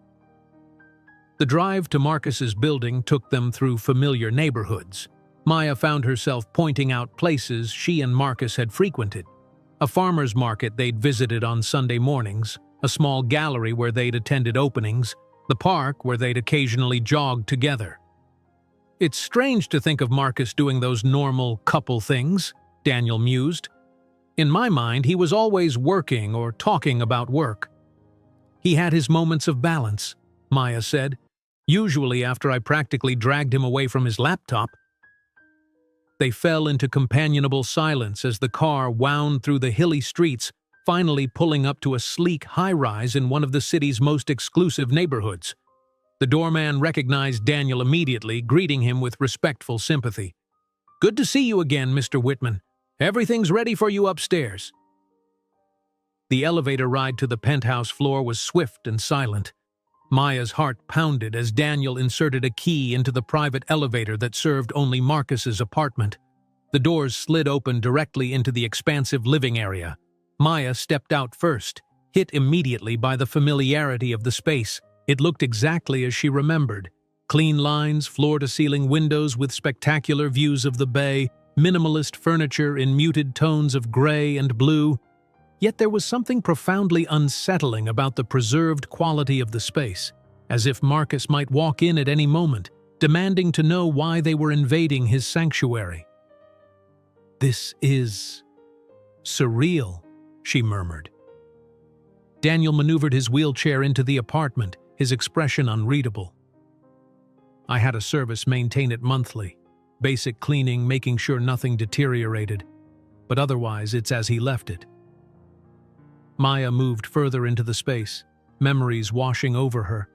She had spent countless hours in this room, reading on the sofa while Marcus worked, sharing quiet dinners at the glass dining table, watching the fog roll in over the bay on rare evenings when Marcus wasn't at the office. "He always did have impeccable taste," Daniel observed, running a hand over the back of a designer chair. "In everything except work-life balance," Maya said with a sad smile. They moved through the apartment slowly, each lost in their own memories and observations. The kitchen was pristine, barely used except by the private chef Marcus had occasionally hired. The guest bedroom that had gradually become filled with Maya's belongings during their relationship was now empty, except for a sleek desk and chair. Any trace of her presence had been removed after their breakup. "His bedroom is through here," Maya said, leading the way down a hallway lined with abstract art. The master bedroom was exactly as she remembered, dominated by a large platform bed with simple gray bedding and flanked by floor-to-ceiling windows offering the same spectacular view as the living room. A door led to a spacious bathroom with a rain shower and soaking tub, and another to a walk-in closet where Marcus's expensive suits still hung in perfect alignment. "It's like a museum exhibit," Daniel murmured. "The life and habitat of Marcus Whitman." Maya nodded, understanding exactly what he meant. The apartment was perfectly curated, stylish and comfortable, yet somehow impersonal. There were no family photos, no mementos, nothing that revealed the inner life of its occupant. "His home office is next door," she said. "That's where he spent most of his time when he was here." Daniel followed her to a room that was noticeably different from the rest of the apartment. Where the other spaces were minimal and organized, Marcus's office showed signs of the intense focus and occasional chaos of his work life. Papers were still stacked on his desk, Post-it notes adhered to a large monitor, books and folders filled the built-in shelves. "This feels more like him," Daniel observed, "the controlled chaos of a mind that's always racing." Maya moved to the desk, remembering how many times she had found Marcus here, hunched over spreadsheets or staring intently at financial models on his screen. She ran her fingers lightly over the surface, noting the faint coffee ring stains and indentations from his forceful writing style. "If there are answers, they'll be in here," she said. "This is where he lived, more than anywhere else in this apartment." Daniel nodded. "I've gone through some of his papers, but I was hoping you might notice things I wouldn't, given your different relationship with him." They began a methodical exploration of the office. Daniel focused on the computer and digital files, while Maya examined the physical documents, books, and notes scattered around the room. They worked mostly in silence, occasionally sharing observations or asking questions. After nearly an hour, Maya sat back on her heels, having been examining the contents of a lower shelf. "It's strange," she said. "For someone so intensely private, Marcus was surprisingly disorganized with his papers. There's no clear filing system here. Maybe that was intentional," Daniel suggested, looking up from the computer. "A kind of security through chaos. If no one can find anything, no one can discover his secrets." Maya considered this. "That's actually plausible, given what we now know about his compartmentalization." She stood and moved to a different section of shelving, pulling out what appeared to be financial journals and reports. As she flipped through one, a folded paper fell to the floor. Maya picked it up and unfolded it carefully. It was a handwritten note, the paper high quality and embossed with the letterhead of an exclusive hotel in Zurich. The message was brief but cryptic. "M. The Corvus situation requires immediate attention. Evidence suggests internal compromise. Secure the files and prepare contingency. J." "Daniel," Maya said, handing him the note. "Do you know what this might be referring to?" Daniel read it, his brow furrowing. "Corvus. I'm not familiar with that term in relation to any of Marcus's known projects, and I don't know who J might be." "The note seems urgent, almost alarming," Maya observed. "Internal compromise suggests something was going wrong within an organization." Daniel set the note aside and returned to the computer. "Let me search his files for any mention of Corvus." While Daniel worked, Maya continued her examination of the shelves. Behind a row of financial textbooks, she discovered a small safe built into the wall, its presence cleverly concealed. "Daniel, there's a hidden safe here," she called. He looked up, surprised. "I had no idea. Do you know the combination?" Maya shook her head. "Marcus never mentioned it to me. It must have been behind these books the whole time we were together."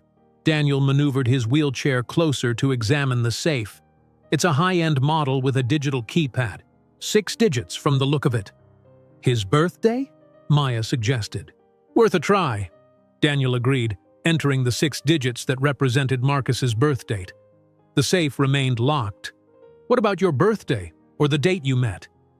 Maya provided both, but neither worked. They tried several other significant dates: the day Marcus founded his investment firm, the date of their mother's death, even the address of their childhood home converted to numbers. "This is frustrating," Daniel said after their 10th failed attempt. "Whatever's in there, he really wanted to keep it secure." Maya stood back, thinking. Marcus always had a system for his passwords.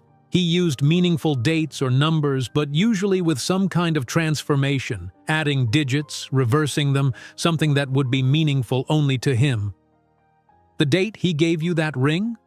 Daniel suggested, gesturing to the silver circle at her throat. Maya's fingers went to the ring automatically. "Maybe." She closed her eyes, remembering the night Marcus had given it to her, a rare romantic gesture during a weekend trip to Napa. She entered the date, but again the safe remained locked. "Wait," she said suddenly. "What about the date your accident?" Daniel looked surprised. "You think he'd use that? You said he helped pay for your medical care, that he was affected by seeing you vulnerable. It might have been significant to him, even if he didn't show it outwardly." Daniel provided the date, and Maya entered it into the keypad. Nothing happened. "Try reversing it," Daniel suggested, "or adding his birth year to it." Maya tried both variations without success. Then, on an intuition, she entered the date of Daniel's accident followed by her own birth year, the kind of combination that would be meaningful to Marcus but virtually impossible for anyone else to guess. The safe beeped softly, and they heard the click of the lock disengaging. "You did it," Daniel said, his voice hushed with surprise and something like awe. Maya carefully opened the safe. Inside were several items: a thick manila envelope, a small velvet box, a USB drive, and a leather-bound journal that looked expensive but well used. "I've never seen that journal before," Maya said, reaching for it. "Nor have I," Daniel replied. "Marcus was never one for journaling, at least not that I knew of." Maya opened it carefully. The pages were filled with Marcus's distinctive handwriting, neat but intense, the pen pressed firmly into the paper. She began to read aloud. "September 15th. Discovered discrepancies in the Meridian accounts. Initial analysis suggests systematic diversion of funds through a series of shell companies. The pattern is sophisticated, professional. This goes beyond simple embezzlement. Need more evidence before approaching the board."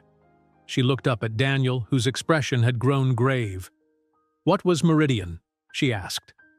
"One of his largest client accounts," Daniel replied. "A multinational corporation with interests in everything from pharmaceuticals to tech. This sounds like he was uncovering some kind of financial fraud." Maya turned to a later entry and continued reading. "October 3rd. Corvus is deeper than I initially thought. The shell companies trace back to individuals connected with government contracts. Jay confirms my suspicions but warns of serious repercussions if I proceed. The amount of money involved is staggering. Ethical considerations versus self-preservation." Daniel's face had paled. This suggests he was uncovering something major, something potentially dangerous. Maya flipped to what appeared to be the final entry, dated just 3 days before Marcus's death. October 25th. Decision made. Meeting with regulatory authorities tomorrow. Jay thinks I'm being naive. Maybe I am. Can't live with myself if I facilitate this any longer. Called D, but conversation went poorly. Typical. No one understands the position I'm in. Prepared digital evidence as insurance. If anything happens, Key is where it all began. Maya and Daniel stared at each other, the implications of Marcus's final journal entry hanging heavy in the air between them. "If anything happens," Daniel repeated, his voice barely above a whisper. He was worried about his safety. "And he died the next day," Maya said, a cold feeling spreading through her chest. "Before he could meet with the authorities." Daniel ran a hand through his silver-streaked hair, his expression troubled. The medical examiner ruled it a natural death. Congenital heart condition, exacerbated by stress and poor lifestyle choices. But the timing... Maya couldn't finish the thought. It was too enormous, too terrible to contemplate. "Let's not jump to conclusions," Daniel said, though his tone lacked conviction. "Let's see what else is here." Maya set the journal aside and reached for the USB drive. We should check what's on this." Daniel nodded and turned back to Marcus's computer, inserting the drive into an available port. A password prompt appeared on the screen. "Another password," he said with a sigh. "Any ideas?" Maya thought for a moment. His journal mentioned a key where it all began. That could be a clue. What began, though? Daniel wondered. His career? Our childhood home? The Corvus situation? "Or us," Maya said quietly. "Where Marcus and I began." She leaned over Daniel's shoulder and typed in the address of the gallery where she and Marcus had first met. The password was rejected. "Maybe it's more literal," Daniel suggested. "The first project he worked on at his firm, or his first major investment." They tried several possibilities without success. Frustration mounting, Maya paced the office while Daniel continued his attempts with the computer. "Wait," she said suddenly, stopping in her tracks. "The ring!" "What about it?" "Marcus gave me this ring at Calistoga Springs Resort. He said it was where things began to feel real between us." She unclasped the chain and held the silver ring in her palm, examining it closely. For the first time, she noticed there was something engraved on the inside, tiny numbers that she had never paid attention to before. "There's an engraving," she said, bringing the ring closer to read it. "It looks like 749218.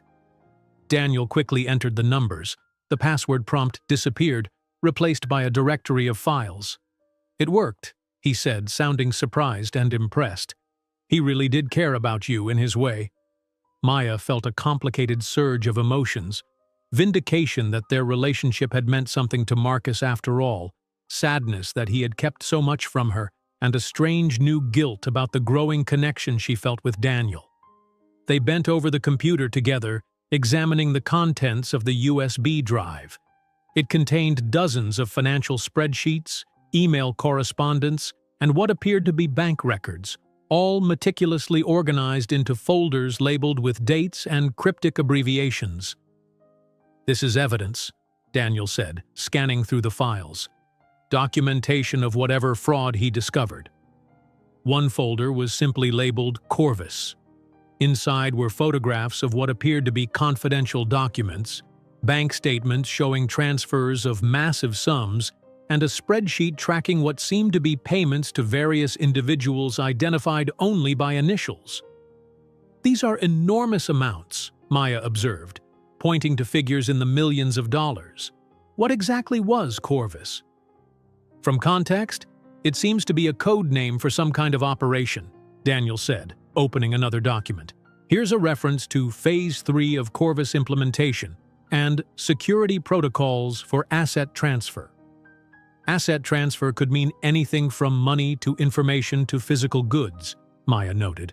But whatever it was, it involved government contracts, according to Marcus's journal.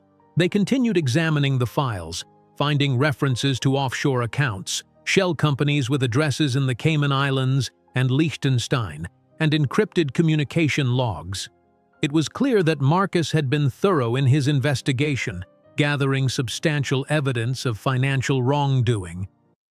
"He was building a case," Daniel said, sitting back in his wheelchair. "A comprehensive, damning case against whoever was behind this." "And he was killed for it," Maya said softly, voicing what they were both thinking. Daniel didn't contradict her this time. "It's looking that way." They sat in silence for a moment, absorbing the gravity of their discovery. Marcus hadn't just been a secretive, compartmentalized workaholic. He had been a man uncovering a massive financial conspiracy, one that may have cost him his life. "We should look at the other items from the safe," Daniel said finally, reaching for the manila envelope. Inside were more documents, hard copies of some of the files they had seen on the USB drive, along with what appeared to be personal records, Marcus's will, insurance policies, and property deeds. There was also a letter addressed to Daniel, sealed in a separate envelope. Daniel stared at his name written in Marcus's distinctive handwriting, visibly steeling himself before opening it. Maya turned away, giving him a moment of privacy as he read his brother's final words to him. "Maya, he said after a long silence, his voice strained. "You should read this too." She took the letter from his outstretched hand, the paper trembling slightly between them. "Daniel, if you're reading this, something has happened to me. I hope it was just a heart attack like Dad's and not the alternative, but I'm not taking chances. I've discovered something dangerous at work. A massive fraud scheme involving Meridian Corp and government contracts. The details are on the USB drive, along with evidence I've collected over the past 3 months. It goes high up, D. Cabinet level high. I'm meeting with federal investigators tomorrow, but I've made enemies of powerful people. I'm sorry about our last conversation. You were right, as usual. I've compromised too much, looked the other way too often. I'm trying to make it right now, but it may be too late. There are things you don't know about me. I've kept parts of my life separate. You from my work from my personal life. I've been seeing someone, Maya Reynolds. She's an architect, brilliant and kind. I've never told her about you or you about her. It's the way I've always operated. Compartments, clean lines, no overlap. I know it's not healthy, but it's too late to change now. If something happens to me, find Maya. Make sure she's safe. I've given her a ring with numbers engraved inside, the passcode to the encrypted files. She doesn't know what they mean, and I've never told her about any of this, but those numbers could make her a target if the wrong people figure it out. The velvet box in the safe is for her. I was going to propose next month, try to finally bring my life into some kind of unified whole. Too little, too late, I suppose. Take care of yourself, big brother. You were always the better man. Marcus Maya lowered the letter, tears blurring her vision. Marcus had been planning to propose. After years of keeping her in a separate compartment of his life, he had finally been ready to fully commit, to merge his fragmented existence into something whole, only to die before he could take that step. And he had feared for her safety. He thought the information he had given her, the ring with its encoded numbers, might make her a target. He was going to propose, she said, her voice catching, after all that time keeping me at arm's length. Daniel reached for her hand, squeezing it gently. He loved you in his way, and he was trying to change to be better. Maya nodded, wiping away tears. It doesn't erase the lies, but it helps to know he recognized what he was doing. Daniel's thumb traced small circles on the back of her hand, a comforting gesture that anchored her in the moment. "Should we open the box?" he asked softly. Maya nodded, releasing his hand to reach for the small velvet container. Inside was an engagement ring, a striking emerald surrounded by small diamonds set in platinum. It was beautiful, but not ostentatious, exactly the kind of ring Maya would have chosen for herself. "He knew your taste," Daniel observed. "Yes," Maya agreed, closing the box without taking the ring out. It was too much, the might-have-beens, the questions that would never be answered, the future that had been stolen from them, whatever its complications might have been. She returned to the letter, rereading the section about her safety. "He thought I might be in danger because of the numbers on this ring, but it's been 6 months since his death, and nothing has happened." "Maybe no one has made the connection yet," Daniel suggested. "Or maybe the threat has passed. The question is, what do we do with all of this now?" It was a good question. They had uncovered evidence of a major financial fraud involving government contracts, potentially orchestrated by people with enough power and influence to have Marcus killed and make it look like natural causes. "We need to complete what Marcus started," Maya said firmly. "Take this information to the authorities." Daniel looked troubled. "If what Marcus wrote is true, and this goes as high as cabinet level, we need to be extremely careful about who we trust. The wrong move could put us both in danger." "We can't just ignore this," Maya argued. "Marcus died trying to expose this corruption. We owe it to him to finish what he started." "I agree," Daniel said, "but we need to be strategic. If Marcus was murdered for what he knew, the same people wouldn't hesitate to silence us too. The gravity of the situation settled over them. This was no longer just about understanding Marcus's secrets. It was about potential corruption at the highest levels of government, corporate fraud on a massive scale, and a possible murder disguised as a natural death. "We should make copies of everything," Maya suggested. "The journal, the USB contents, the documents, insurance." Daniel nodded. "Good idea. And we need to figure out exactly what Corvus is. That seems to be at the heart of whatever Marcus uncovered." As they began organizing the materials, Maya's phone buzzed with a text message. She glanced at it absently, then froze. "Daniel," she said, her voice tight with alarm, "look at this." She turned the phone so he could see the message on the screen. "The ring doesn't belong to you. Return it and the files, or suffer the same fate as Marcus. We're watching." The message was from an unknown number. As they stared at it in shock, a follow-up text arrived with a photo, a picture taken that morning showing Maya entering Daniel's car outside her hotel. "They know we're here," Daniel said, his face pale. "They know we've found the evidence." Maya's hand went instinctively to the silver ring at her throat. "How? We've only just discovered what it means ourselves." "Marcus's apartment might be under surveillance," Daniel said, quickly gathering the materials from the safe. "We need to leave, now." As if to emphasize his point, they heard the distinctive sound of the private elevator beginning its ascent to the penthouse level. "Is anyone else supposed to have access?" Maya asked, already knowing the answer. Daniel shook his head, his expression grim. "No one. We need to go. Is there another way out of here?" "Service elevator," Maya said, remembering how they had once used it when the main elevator was being repaired.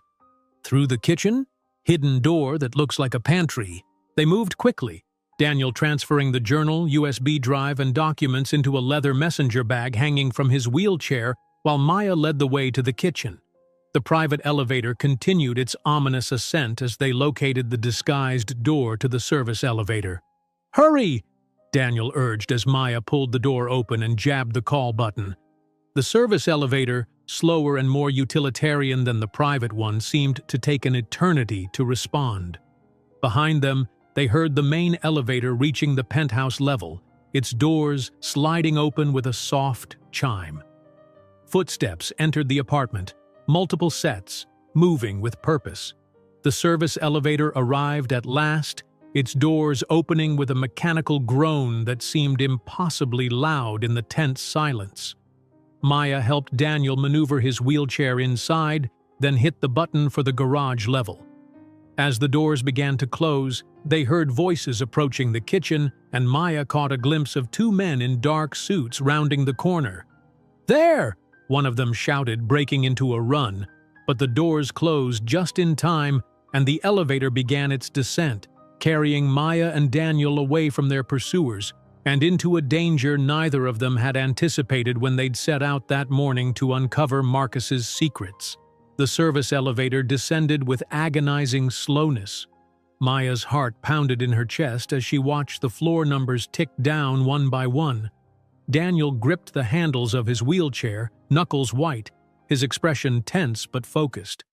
"They'll be calling the main elevator now," he said quietly. "We have maybe a minute's head start, at best." "Your driver?" Maya asked. Daniel shook his head. "I told him to return in 3 hours. We're on our own." The elevator finally reached the garage level, its doors opening with the same mechanical groan that now seemed like a warning bell announcing their location. Maya peered out cautiously before helping Daniel navigate his wheelchair over the slight lip between the elevator and the concrete floor. "This way," she said, remembering the garage layout from her time with Marcus. "There's a service exit that leads to the alley behind the building." They moved as quickly as they could, Daniel propelling his wheelchair with powerful strokes, while Maya walked rapidly beside him. The garage was dimly lit and smelled of concrete and exhaust, their footsteps and the soft whir of Daniel's wheels echoing in the cavernous space. "Do you think those men were actually following us? Or were they just checking the apartment?" Maya asked, her voice hushed. "The timing is too coincidental," Daniel replied grimly. "That text message, then their arrival minutes later, they were responding to our discovery." They reached the service exit, a heavy metal door with a push bar. Maya pressed it, relieved when it opened without an alarm. They emerged into a narrow alley lined with dumpsters and delivery entrances for the surrounding buildings. "Which way?" Daniel asked, scanning both directions. Maya pointed left. "That leads to a side street. We can get a rideshare there without being seen from the main entrance." They had traveled perhaps 20 yards when they heard the service door bang open behind them. Maya glanced back to see one of the men from the apartment scanning the alley. His eyes locked on them. "Run!" Daniel urged, increasing his pace. Maya broke into a jog beside him, but the alley's uneven pavement made it difficult for Daniel to maintain speed without risking tipping his wheelchair. The man behind them was closing the distance rapidly. Ahead, Maya spotted a delivery truck backing into a loading dock, momentarily blocking the alley. "This way," she said, veering toward a narrow passage between two buildings. It was barely wide enough for Daniel's wheelchair, but their pursuer would have to squeeze through sideways, buying them precious seconds. They emerged onto a bustling street, immediately blending into the flow of pedestrians. Daniel pulled out his phone. "I'm calling for a car," he said, fingers moving rapidly over the screen. "It'll be here in 2 minutes. Corner of Powell and Geary." They made their way to the pickup location, constantly checking behind them. The car, another sleek black sedan, arrived precisely when promised, and they quickly got in, Daniel transferring smoothly from his wheelchair while the driver efficiently folded and stowed it in the trunk. "Where to, sir?" the driver asked. Daniel hesitated, clearly reluctant to give his hotel name in case they were being followed. "Four Seasons," he said finally, "but drop us at the shopping entrance, not the main lobby." As the car pulled away from the curb, Maya craned her neck to look out the rear window. She caught a glimpse of one of the men from the apartment emerging onto the street, scanning the crowd with barely contained frustration. "They've lost us for now," she said, turning back to Daniel. He nodded, though his expression remained tense. "Temporarily. But they know who we are, and they undoubtedly have resources." Maya's fingers went instinctively to the ring hanging around her neck. "We need to understand what we're dealing with. What exactly is Corvus, and who's behind it? First, we need somewhere safe to examine everything we took from the apartment," Daniel said. "My hotel room isn't secure enough. They might already know where I'm staying." "Mine too," Maya agreed. "And we can't go to the police until we know who we can trust. Marcus's letter said this went to cabinet level." Daniel was quiet for a moment, thinking. "I have a friend with a house in Sausalito. He's in Europe for the month and gave me a key in case I wanted to use it during my visit. It's private, secure, and not connected to me in any obvious way." "That could work," Maya said, relief washing over her. "How soon can we get there?" "It's about a 30-minute drive, traffic permitting." Maya nodded, then suddenly remembered something important. "My investor meeting. I'm supposed to get their decision in the next few days. I can't just disappear without contact." "Can you check in remotely?" "Yes, they have my cell number and email. But if whoever is after us is as powerful as Marcus suggested, they might be able to track those." Daniel considered this. "We'll get burner phones once we're across the bridge. You can send a brief email from your regular phone saying you've had a family emergency and will be checking messages periodically." The car wound through San Francisco's streets, eventually merging onto the Golden Gate Bridge. Maya watched the iconic red towers pass overhead, the familiar beauty of the crossing now underscored by a sense of escape and urgency. On the Marin County side, they stopped briefly at a shopping center where Daniel purchased 2 prepaid phones, paying cash. Back in the car, Maya composed a careful email to the investment team, citing a sudden family emergency that required her attention, but assuring them she was still fully committed to the partnership. The house in Sausalito turned out to be a modern structure built into a hillside with expansive windows overlooking the bay and San Francisco skyline. Despite the circumstances, Maya couldn't help but admire the architecture, clean lines and thoughtful integration with the natural surroundings. "Your friend has excellent taste," she observed as Daniel unlocked the front door.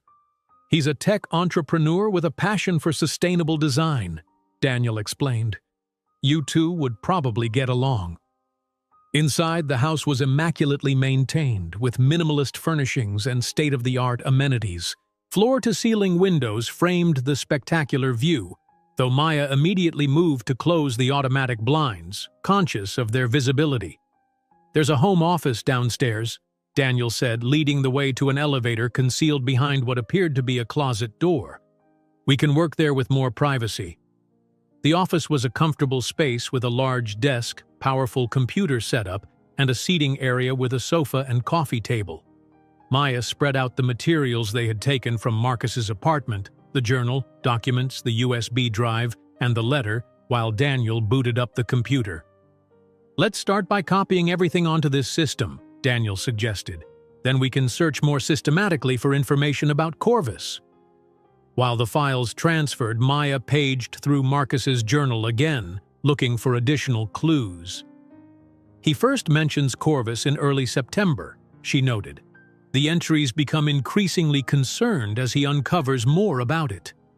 "September would have been about 2 months before his death," Daniel observed, "and around 7 months after your breakup?" Maya nodded, a pang of sadness hitting her unexpectedly. "Yes, we split up last January. I'm trying to create a timeline," Daniel explained, pulling up a blank document.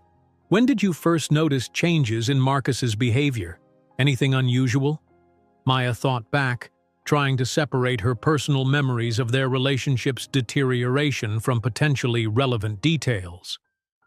"The last few months we were together, he became even more withdrawn than usual, more secretive about his work.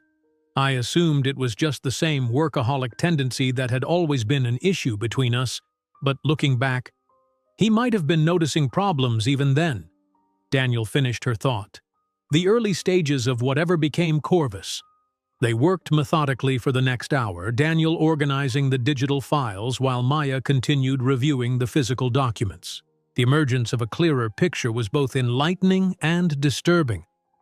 "From what I can piece together," Daniel said finally, leaning back in his chair, "Corvus appears to be a systematic embezzlement scheme disguised as legitimate government contracts. Meridian Corporation was the primary vehicle, but there were at least 6 other companies involved, all funneling money through a complex web of offshore accounts. And based on the amounts," Maya added, "we're talking billions, not millions. This is massive, Daniel." "The money trail leads back to a handful of individuals identified only by initials in Marcus's files," Daniel continued, "but there are references to top government officials, including someone he refers to as the secretary." "Cabinet level, just like he said in his letter," Maya murmured. "No wonder he was killed." Daniel's expression darkened. "We still don't have absolute proof it wasn't a natural death. The timing is too perfect," Maya insisted. "He was going to blow the whistle the next day. These people had billions of reasons to want him silenced." Daniel didn't argue further. Instead, he turned his attention to a particular file on the screen. "This is interesting." Marcus had started compiling a dossier on someone named James Harrington. The file is incomplete, but it suggests Harrington might be Jay, the person who warned Marcus about the potential consequences of exposing Corvus. Maya moved to look over his shoulder at the screen. The file contained background information on Harrington, a former investment banker turned government consultant with connections to both Meridian Corporation and several federal agencies. Could he be an ally? She wondered. He seems to have been warning Marcus, not threatening him. Possibly, Daniel conceded. Or he could have been playing both sides. These notes suggest Marcus wasn't entirely sure he could trust him. A notification popped up on the computer screen, The file transfer was complete. Daniel ejected the USB drive and handed it to Maya. "We should keep this separate from the copies as backup," he said, "along with the original journal and documents." Maya took the drive, tucking it securely into her pocket. As she did so, her fingers brushed against the chain around her neck, reminding her of the threatening text message. "They want the ring," she said, lifting the silver circle from beneath her sweater. "But why? The passcode is already used. What else could it contain?" Daniel frowned thoughtfully. "May I see it?" Maya unclasped the chain and handed him the ring. Daniel examined it carefully, turning it in his fingers and studying the engraved numbers. "These don't look like a manufacturing mark or typical engraving," he observed. "They're too precise, too intentional." He looked up suddenly. "What if they're not just a passcode? What if they're coordinates?" Maya's eyes widened. "Geographic coordinates?" "It's worth checking." Daniel quickly entered the numbers into a mapping application, adjusting them slightly to fit the format of latitude and longitude. A location appeared on the screen, a point in the forests north of San Francisco, about 2 hours' drive from their current location.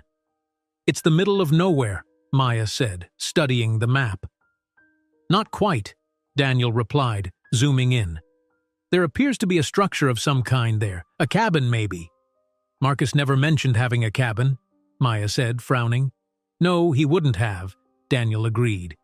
"It fits his pattern. Another compartment, another secret." They looked at each other, the same question in both their minds. What might be waiting for them at those coordinates? "We should go there," Maya said decisively. "Tomorrow morning. Whatever Marcus hid there might be the key to understanding Corvus and proving he was murdered." Daniel nodded slowly. "I agree, but we need to be prepared. Whoever sent that text message might make the same connection we just did. So we need to move quickly," Maya said, "before they realize we've figured it out." As if on cue, her burner phone rang, an impossible occurrence, since no one had the number yet. They stared at the device in shock as it continued to ring, the screen showing only "unknown caller." With a deep breath, Maya answered and put it on speaker. "Hello?" "Ms. Reynolds," said a male voice, smooth and cultured. "And Mr. Whitman too, I presume. You've put yourselves in considerable danger by taking Marcus's files." Daniel leaned forward. "Who is this?" "A friend of your brother's. My name is James Harrington, though he would have referred to me simply as Jay. We need to meet, urgently. Lives depend on it, including your own." Maya and Daniel exchanged alarmed glances. How had Harrington obtained their burner phone number so quickly? "How did you find this number?" Daniel demanded, his voice tense. "The same way the others will given time," Harrington replied calmly. "I have resources, but so do they. We need to meet in person. It's not safe to talk on any electronic device." "Why should we trust you?" Maya asked. "For all we know, you could be working with whoever is after Marcus's files." A short sigh came through the speaker. "Marcus wondered the same thing right until the end. I don't blame you for your suspicion, but I was trying to help him, just as I'm trying to help you now. Check the journal, October 18th entry. He mentions meeting me at the Redwood Cafe in Mill Valley." Daniel flipped quickly through Marcus's journal to the date in question. The entry was brief, but confirmed what Harrington had said. "Met Jay at Redwood. He thinks I'm walking into a trap. Maybe I am, but there's no turning back now." "All right," Daniel said cautiously. "Assuming you are who you say you are, what do you propose?" "Meet me at the Presidio, the old military cemetery, in 1 hour. Come alone. No drivers, no phones. Take precautions to ensure you're not followed." "The Presidio is too open," Daniel countered. "We'd be exposed." "That's precisely the point. It's public enough to discourage direct action, but open enough that I can spot surveillance. 1 hour. I'll be near the east entrance." The line went dead. Maya looked at Daniel. "What do you think?" He set the phone down, his expression troubled. "He found our number too easily for comfort. But if he's genuinely Marcus's contact, he might have crucial information. And if he's working with the people who killed Marcus? Then we're walking into a trap, Daniel said grimly. But we need more information, and right now, he's our only lead besides the coordinates. Maya paced the office, weighing their options. What if we split up? You meet with Harrington, and I go check the coordinates. Daniel shook his head firmly. Too dangerous. If Harrington is setting a trap, I'd be walking into it alone, and you'd be isolated in the middle of nowhere if they've already discovered the cabin. Then we both meet Harrington first, and go to the coordinates afterward? That's the safer option, Daniel agreed. But we need to be careful. No phones, like he said, they can be tracked. And we take a different vehicle, not the car service.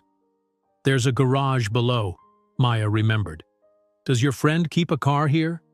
Yes, a Range Rover. He told me I could use it if needed. They spent the next 20 minutes preparing, gathering the essential documents while leaving copies secured in the house's safe. Daniel found the keys to the Range Rover and a baseball cap to partially obscure his recognizable silver hair. Maya tied her hair back and borrowed sunglasses from a drawer. Not much of a disguise, she acknowledged ruefully, but better than nothing. They took a circuitous route to the Presidio, doubling back several times to ensure they weren't followed. The military cemetery was peaceful in the late afternoon light, ancient trees casting long shadows across rows of white headstones. Daniel maneuvered his wheelchair expertly over the cemetery's paved paths, while Maya walked beside him, both scanning their surroundings for signs of danger or surveillance. Near the east entrance, they spotted a solitary figure sitting on a bench, a man in his 60s with silver-gray hair and a trimmed beard wearing an expensive but understated suit. As they approached, he stood, his posture military straight despite his age. Mr. Whitman, Ms. Reynolds, he greeted them, his voice matching the one they'd heard on the phone. James Harrington. Thank you for coming. We don't have much choice, Daniel replied. You seem to have all the advantages here. Harrington gestured for them to join him on a nearby bench situated to give a clear view of the surroundings. I understand your caution. In your position, I'd feel the same. What's your connection to Marcus? Maya asked directly. And to Corvus? Harrington's expression grew somber. I met Marcus 3 years ago through mutual connections in the financial sector. I've spent the last decade as a consultant bridging private investment and government contracts. He paused. About 7 months ago, Marcus approached me with concerns about irregularities he'd discovered in the Meridian accounts. What began as apparent accounting discrepancies led us both down a rabbit hole. The Corvus scheme, Daniel prompted. Harrington nodded. Corvus is the code name for an operation that diverts government contract funds, billions of dollars, through a network of shell companies and offshore accounts. The money ultimately benefits a small group of extremely powerful individuals, including cabinet officials and corporate executives. Marcus uncovered it accidentally while reviewing Meridian's financials. And you were helping him investigate? Maya asked skeptically. Not initially, Harrington admitted. At first I warned him to drop it. These people, they don't hesitate to eliminate threats. But Marcus was persistent. Eventually, I agreed to help him gather evidence, using my connections to access information he couldn't reach alone. Did you know he was planning to go to the authorities? Daniel asked. I advised against it, Harrington said, his eyes darkening with regret. I told him to secure ironclad evidence first, to protect himself. He didn't listen. He looked between them. When I heard about his heart attack, I knew immediately what had happened. Why didn't you go to the authorities yourself? Maya challenged. With what?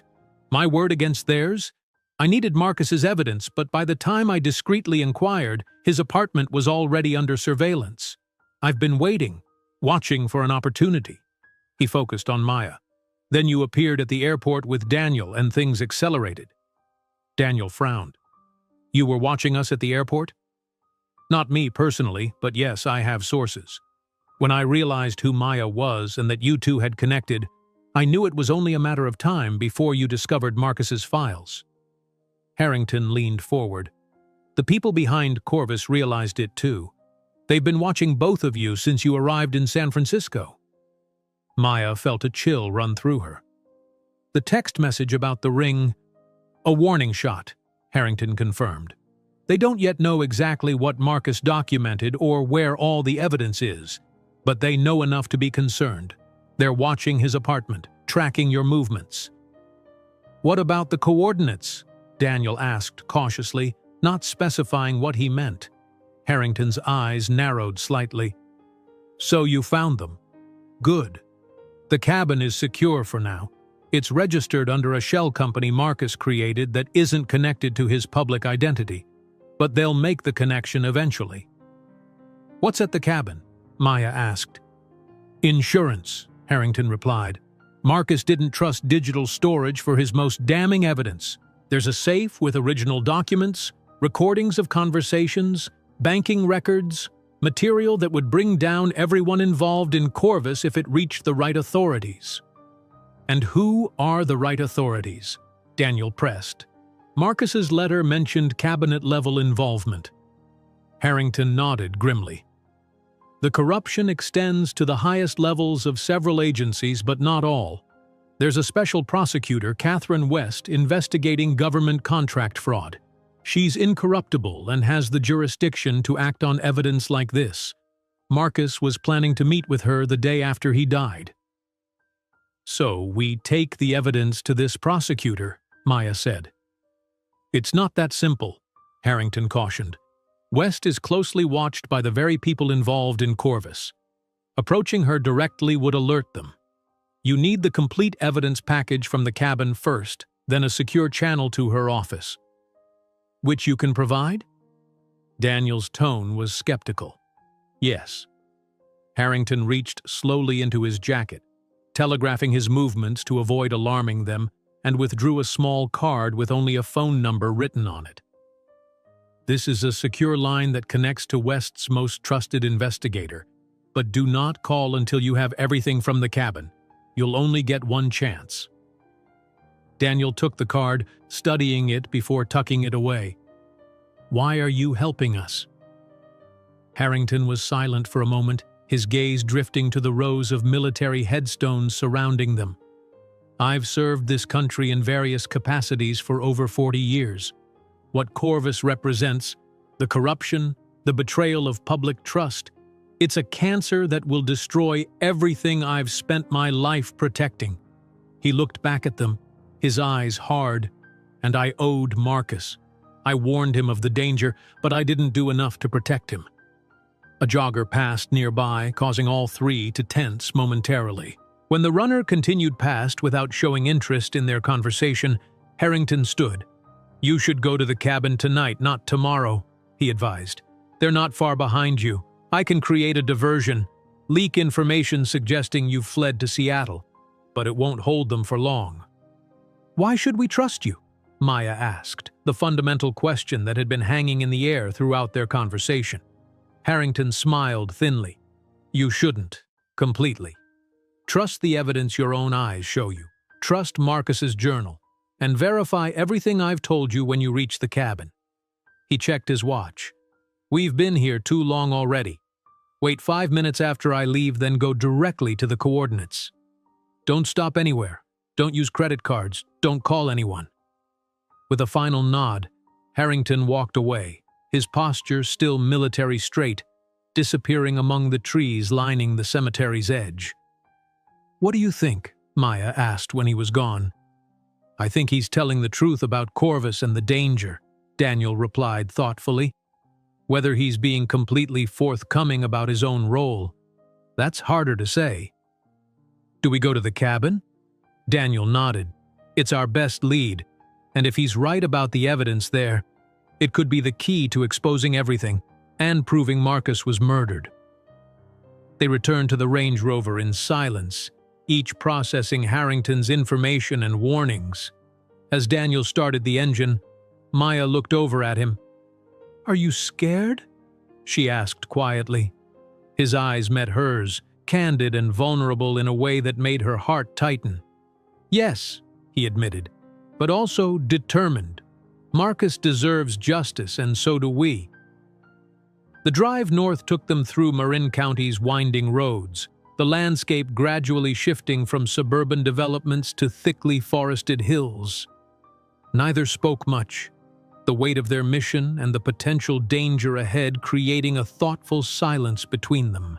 As the last light of day faded, they turned onto progressively smaller roads, following the navigation system's directions toward the coordinates from Maya's ring. The final turn led them onto a rough dirt track that wound upward through dense redwoods. "It's remote," Daniel observed as the Range Rover handled the rugged terrain with ease. "Good for privacy, less good for quick escapes." After about a mile, the trees opened to reveal a small clearing where a cabin stood, its wooden exterior weathered to a silver gray that blended with the surrounding forest. Solar panels gleamed on the roof, catching the last rays of sunlight.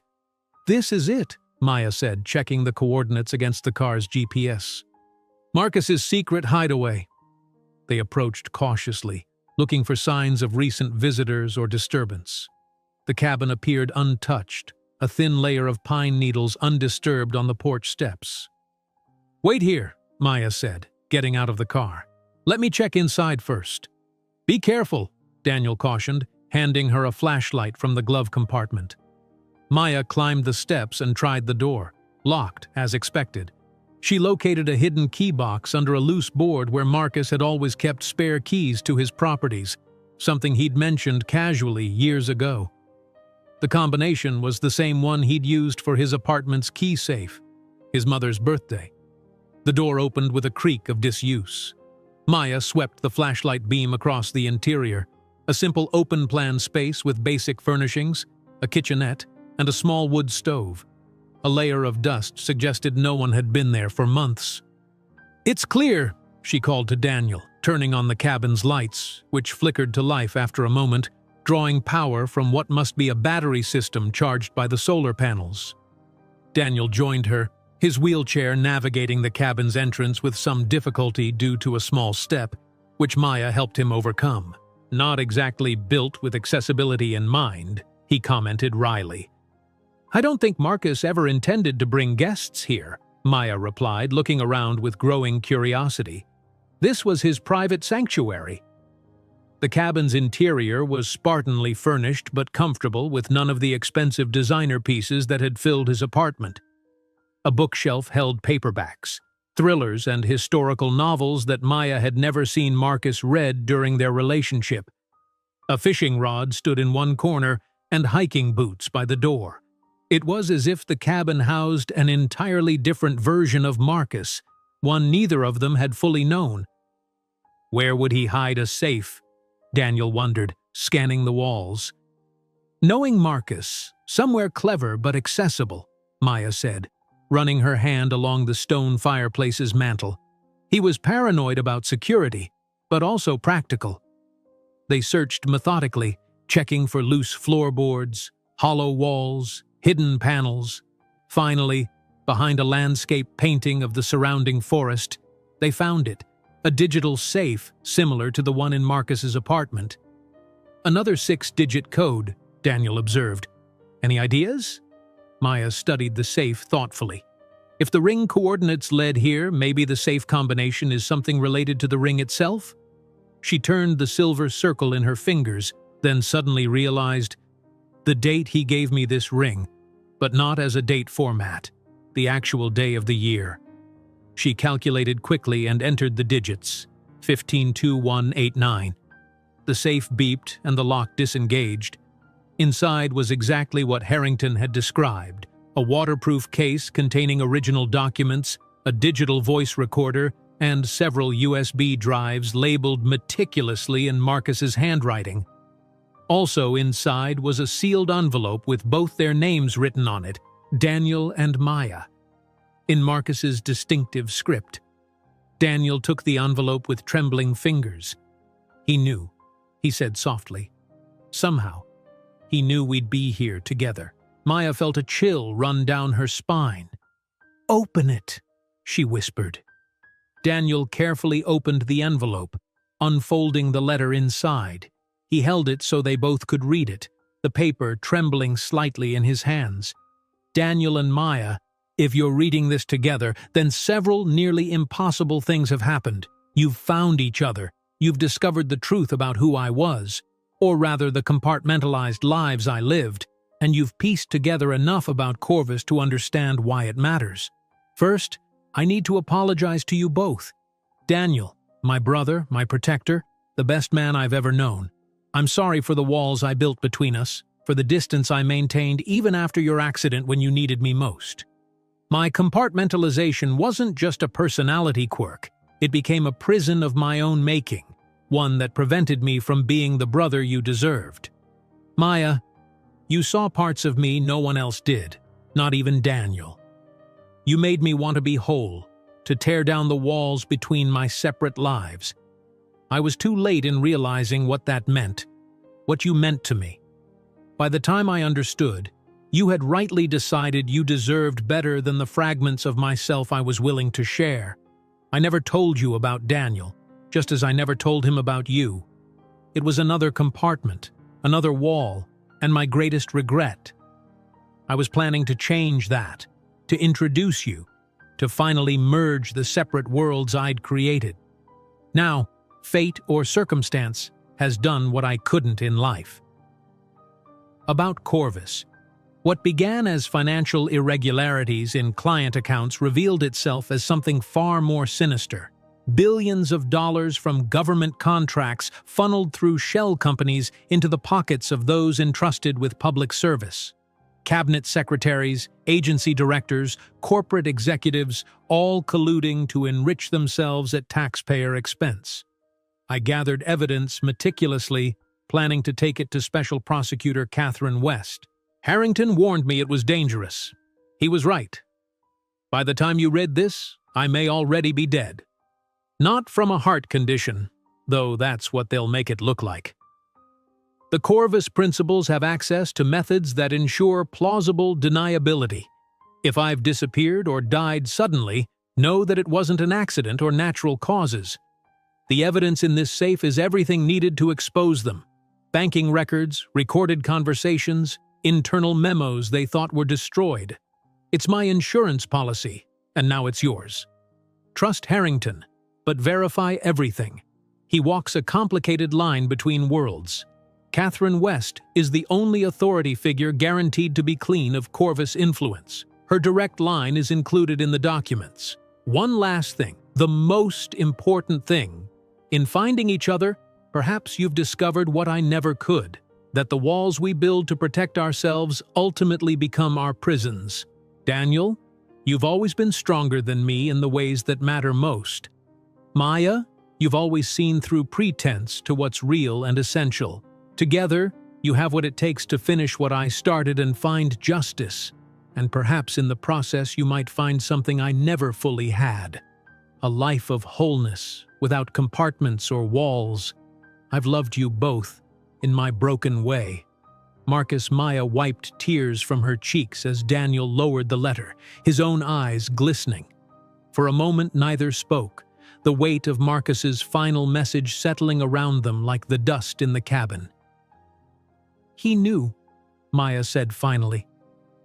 He knew they would kill him. Daniel nodded slowly. And he prepared for it, leaving breadcrumbs he hoped would lead us here. He looked up at her. Together. The implication hung in the air between them, that somehow Marcus had anticipated their connection, had perhaps even counted on it.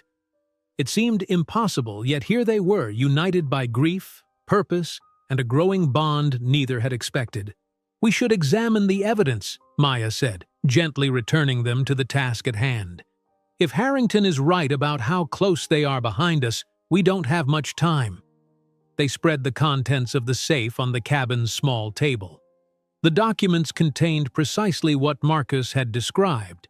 Bank records showing transfers to offshore accounts, internal memos detailing the manipulation of government contracts, and a log of recorded conversations stored on the digital recorder. Daniel plugged one of the USB drives into his laptop and found it contained video files, secret recordings of meetings where Corvus was discussed openly among its participants. They watched in shocked silence as high-ranking government officials and corporate executives calmly discussed the diversion of billions in public funds. "This is overwhelming," Maya said as the third video ended. "These people are at the highest levels of government and business. And they murdered Marcus to keep it hidden," Daniel added, his voice hard with anger and grief. Just then, they heard the distant sound of vehicles approaching on the dirt road. Maya rushed to the window, peering through the curtains. "Headlights," she whispered urgently. "At least 2 vehicles." Daniel immediately began gathering the evidence, returning it to the waterproof case. "We need to go, now." Maya helped him, frantically sorting the scattered papers and drives. "The back of the cabin. Is there another exit?" Daniel checked the floor plan. "A rear door leads to a path through the woods. There's an outbuilding about 100 yards back that isn't visible from the main clearing." The approaching vehicles were getting closer, the rumble of engines now distinct in the quiet forest night. Maya quickly packed the remaining evidence while Daniel transferred from his wheelchair to the cabin's single armchair. "What are you doing?" Maya asked, alarmed. "My wheelchair will slow us down on a forest path," he explained grimly. "You need to take the evidence and go. I'll create a diversion." "Absolutely not," Maya said firmly. "We're not separating. Your chair handled the rocky driveway, it can handle a forest path." Before Daniel could argue further, the vehicles pulled into the clearing, their headlights sweeping across the cabin windows, the engines cut off, and car doors slammed. "Too late to leave now," Daniel murmured, moving back to his wheelchair. "They'd spot us immediately." Maya's mind raced. "The safe room," she said suddenly. "What?" Marcus was paranoid about security. A cabin this remote, with evidence this valuable. He would have built in an escape route or hiding place. They searched frantically, aware of footsteps approaching the cabin. In the small bathroom, Maya noticed an irregularity in the tiled floor, a nearly invisible seam forming a square large enough for a person to pass through. "Here," she whispered, her fingers finding a recessed handle. The trapdoor opened silently on hydraulic hinges, revealing a narrow staircase leading down into darkness. Daniel looked doubtful. "My wheelchair." "There's a service elevator," Maya pointed out, spotting a small platform lift built into the side of the stairwell, designed for moving supplies or, she now realized, accommodating someone with mobility issues. They barely had time to gather the evidence and descend, closing the trapdoor above them, before they heard the cabin door being forced open. The safe room below was small but well-equipped, a generator, communications equipment, supplies, and most surprisingly, a tunnel leading away from the cabin. "He really did think of everything," Daniel whispered as they heard footsteps overhead. They could make out muffled voices as the intruders searched the cabin. Maya activated the communications panel, which included a security system with cameras monitoring the cabin's interior and perimeter. On the screens, they counted 4 men in tactical gear, methodically searching every corner of the cabin. One of them, clearly the leader, spoke into a phone. "No sign of them or the evidence. They were here. There's a car outside, and the safe is open. They can't have gone far." He paused, listening. "Yes, sir. Understood. We'll find them." Daniel examined the tunnel while Maya monitored the search above. "It looks like it extends at least 100 yards, probably emerging somewhere in the forest," he reported. "We could escape while they're still searching." Maya nodded, but her attention was caught by a new figure entering the cabin, a well-dressed older man with an air of authority. "Daniel," she called softly, "look." On the security monitor, the newcomer surveyed the cabin with obvious frustration. When he turned toward one of the cameras, they both recognized him. "Secretary Porter," Daniel breathed. "The Secretary of Defense himself." They watched in stunned silence as Porter berated the search team leader. "Find them and the evidence," he ordered, his voice now clear through the room's audio system. "This ends tonight. No witnesses, no evidence, no loose ends. Understand?"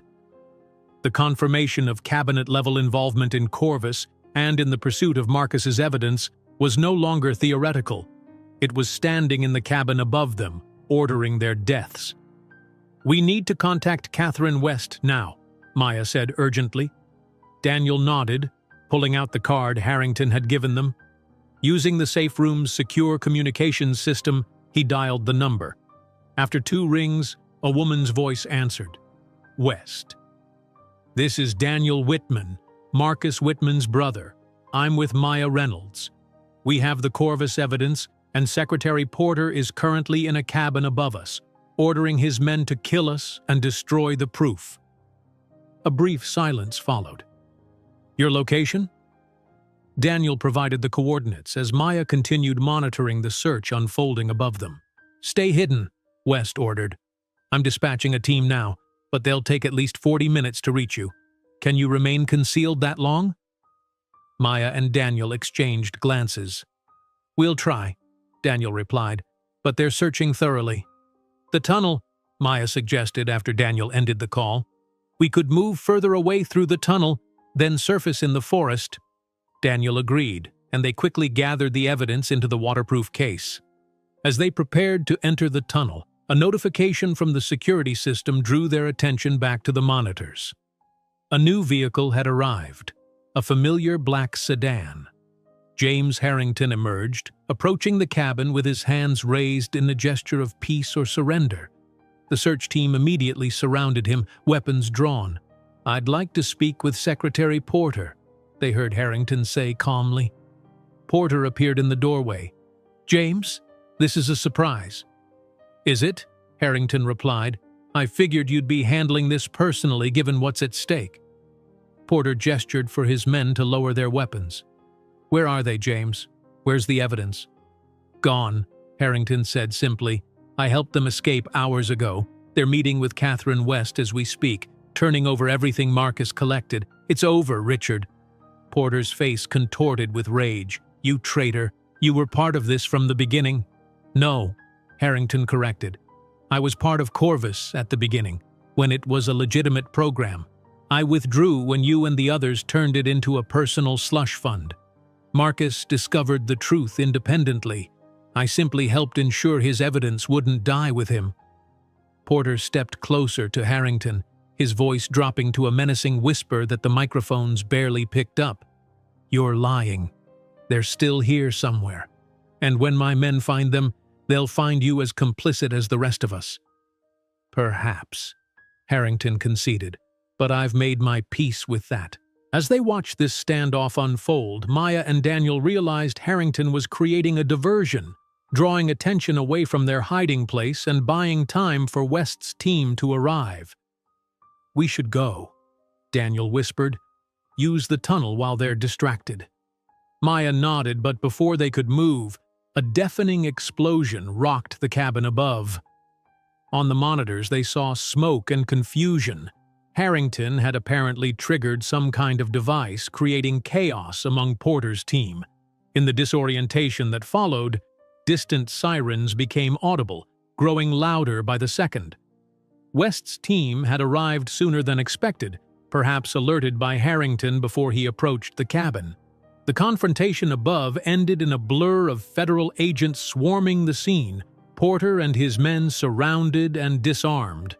Harrington, smoke-stained but alive, pointed federal agents toward the bathroom, where they discovered the trapdoor. When Maya and Daniel emerged with the evidence, West herself was on site, a formidable woman in her 50s with sharp eyes that missed nothing. "The Whitman evidence," she said, not quite a question. "Everything Marcus collected," Daniel confirmed, handing over the waterproof case. "Enough to bring down everyone involved in Corvus." West nodded, accepting the case with appropriate gravity. "Your brother was a brave man. Foolhardy, perhaps, in trying to handle this alone, but brave nonetheless." "He wasn't alone at the end," Maya said softly. her hand finding Daniel's on the handle of his wheelchair. And neither are we. Hours later, after giving their statements and watching Porter and his associates taken into custody, Maya and Daniel found themselves alone on the cabin's porch. The first light of dawn was beginning to filter through the redwoods, casting the forest in a gentle golden glow. "What happens now?" Maya asked, the weight of the past day's events settling over her like a physical thing. Daniel took her hand, his touch warm and reassuring. "Justice for Marcus, trials for Porter and the others. West says we'll need to testify, but the evidence speaks for itself." "I meant with us," Maya clarified gently. Daniel's blue eyes met hers, serious but warm with an emotion that had been growing between them since that chance meeting in an airport food court. "I'd like to find out," he said simply. "If you would."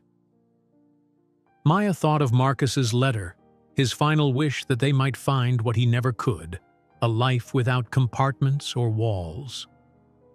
In the few days she had known Daniel, she had experienced more honesty, more genuine connection than in 3 years with Marcus. "I would," she replied, squeezing his hand. As the sun rose over the redwoods, painting the cabin in morning light, Maya felt the silver ring against her skin, no longer a symbol of secrets and lies, but a reminder that sometimes the most unexpected paths lead exactly where we need to go.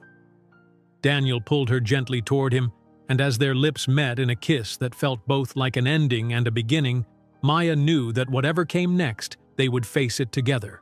No walls, no compartments, just the whole, unvarnished truth of who they were and what they might become.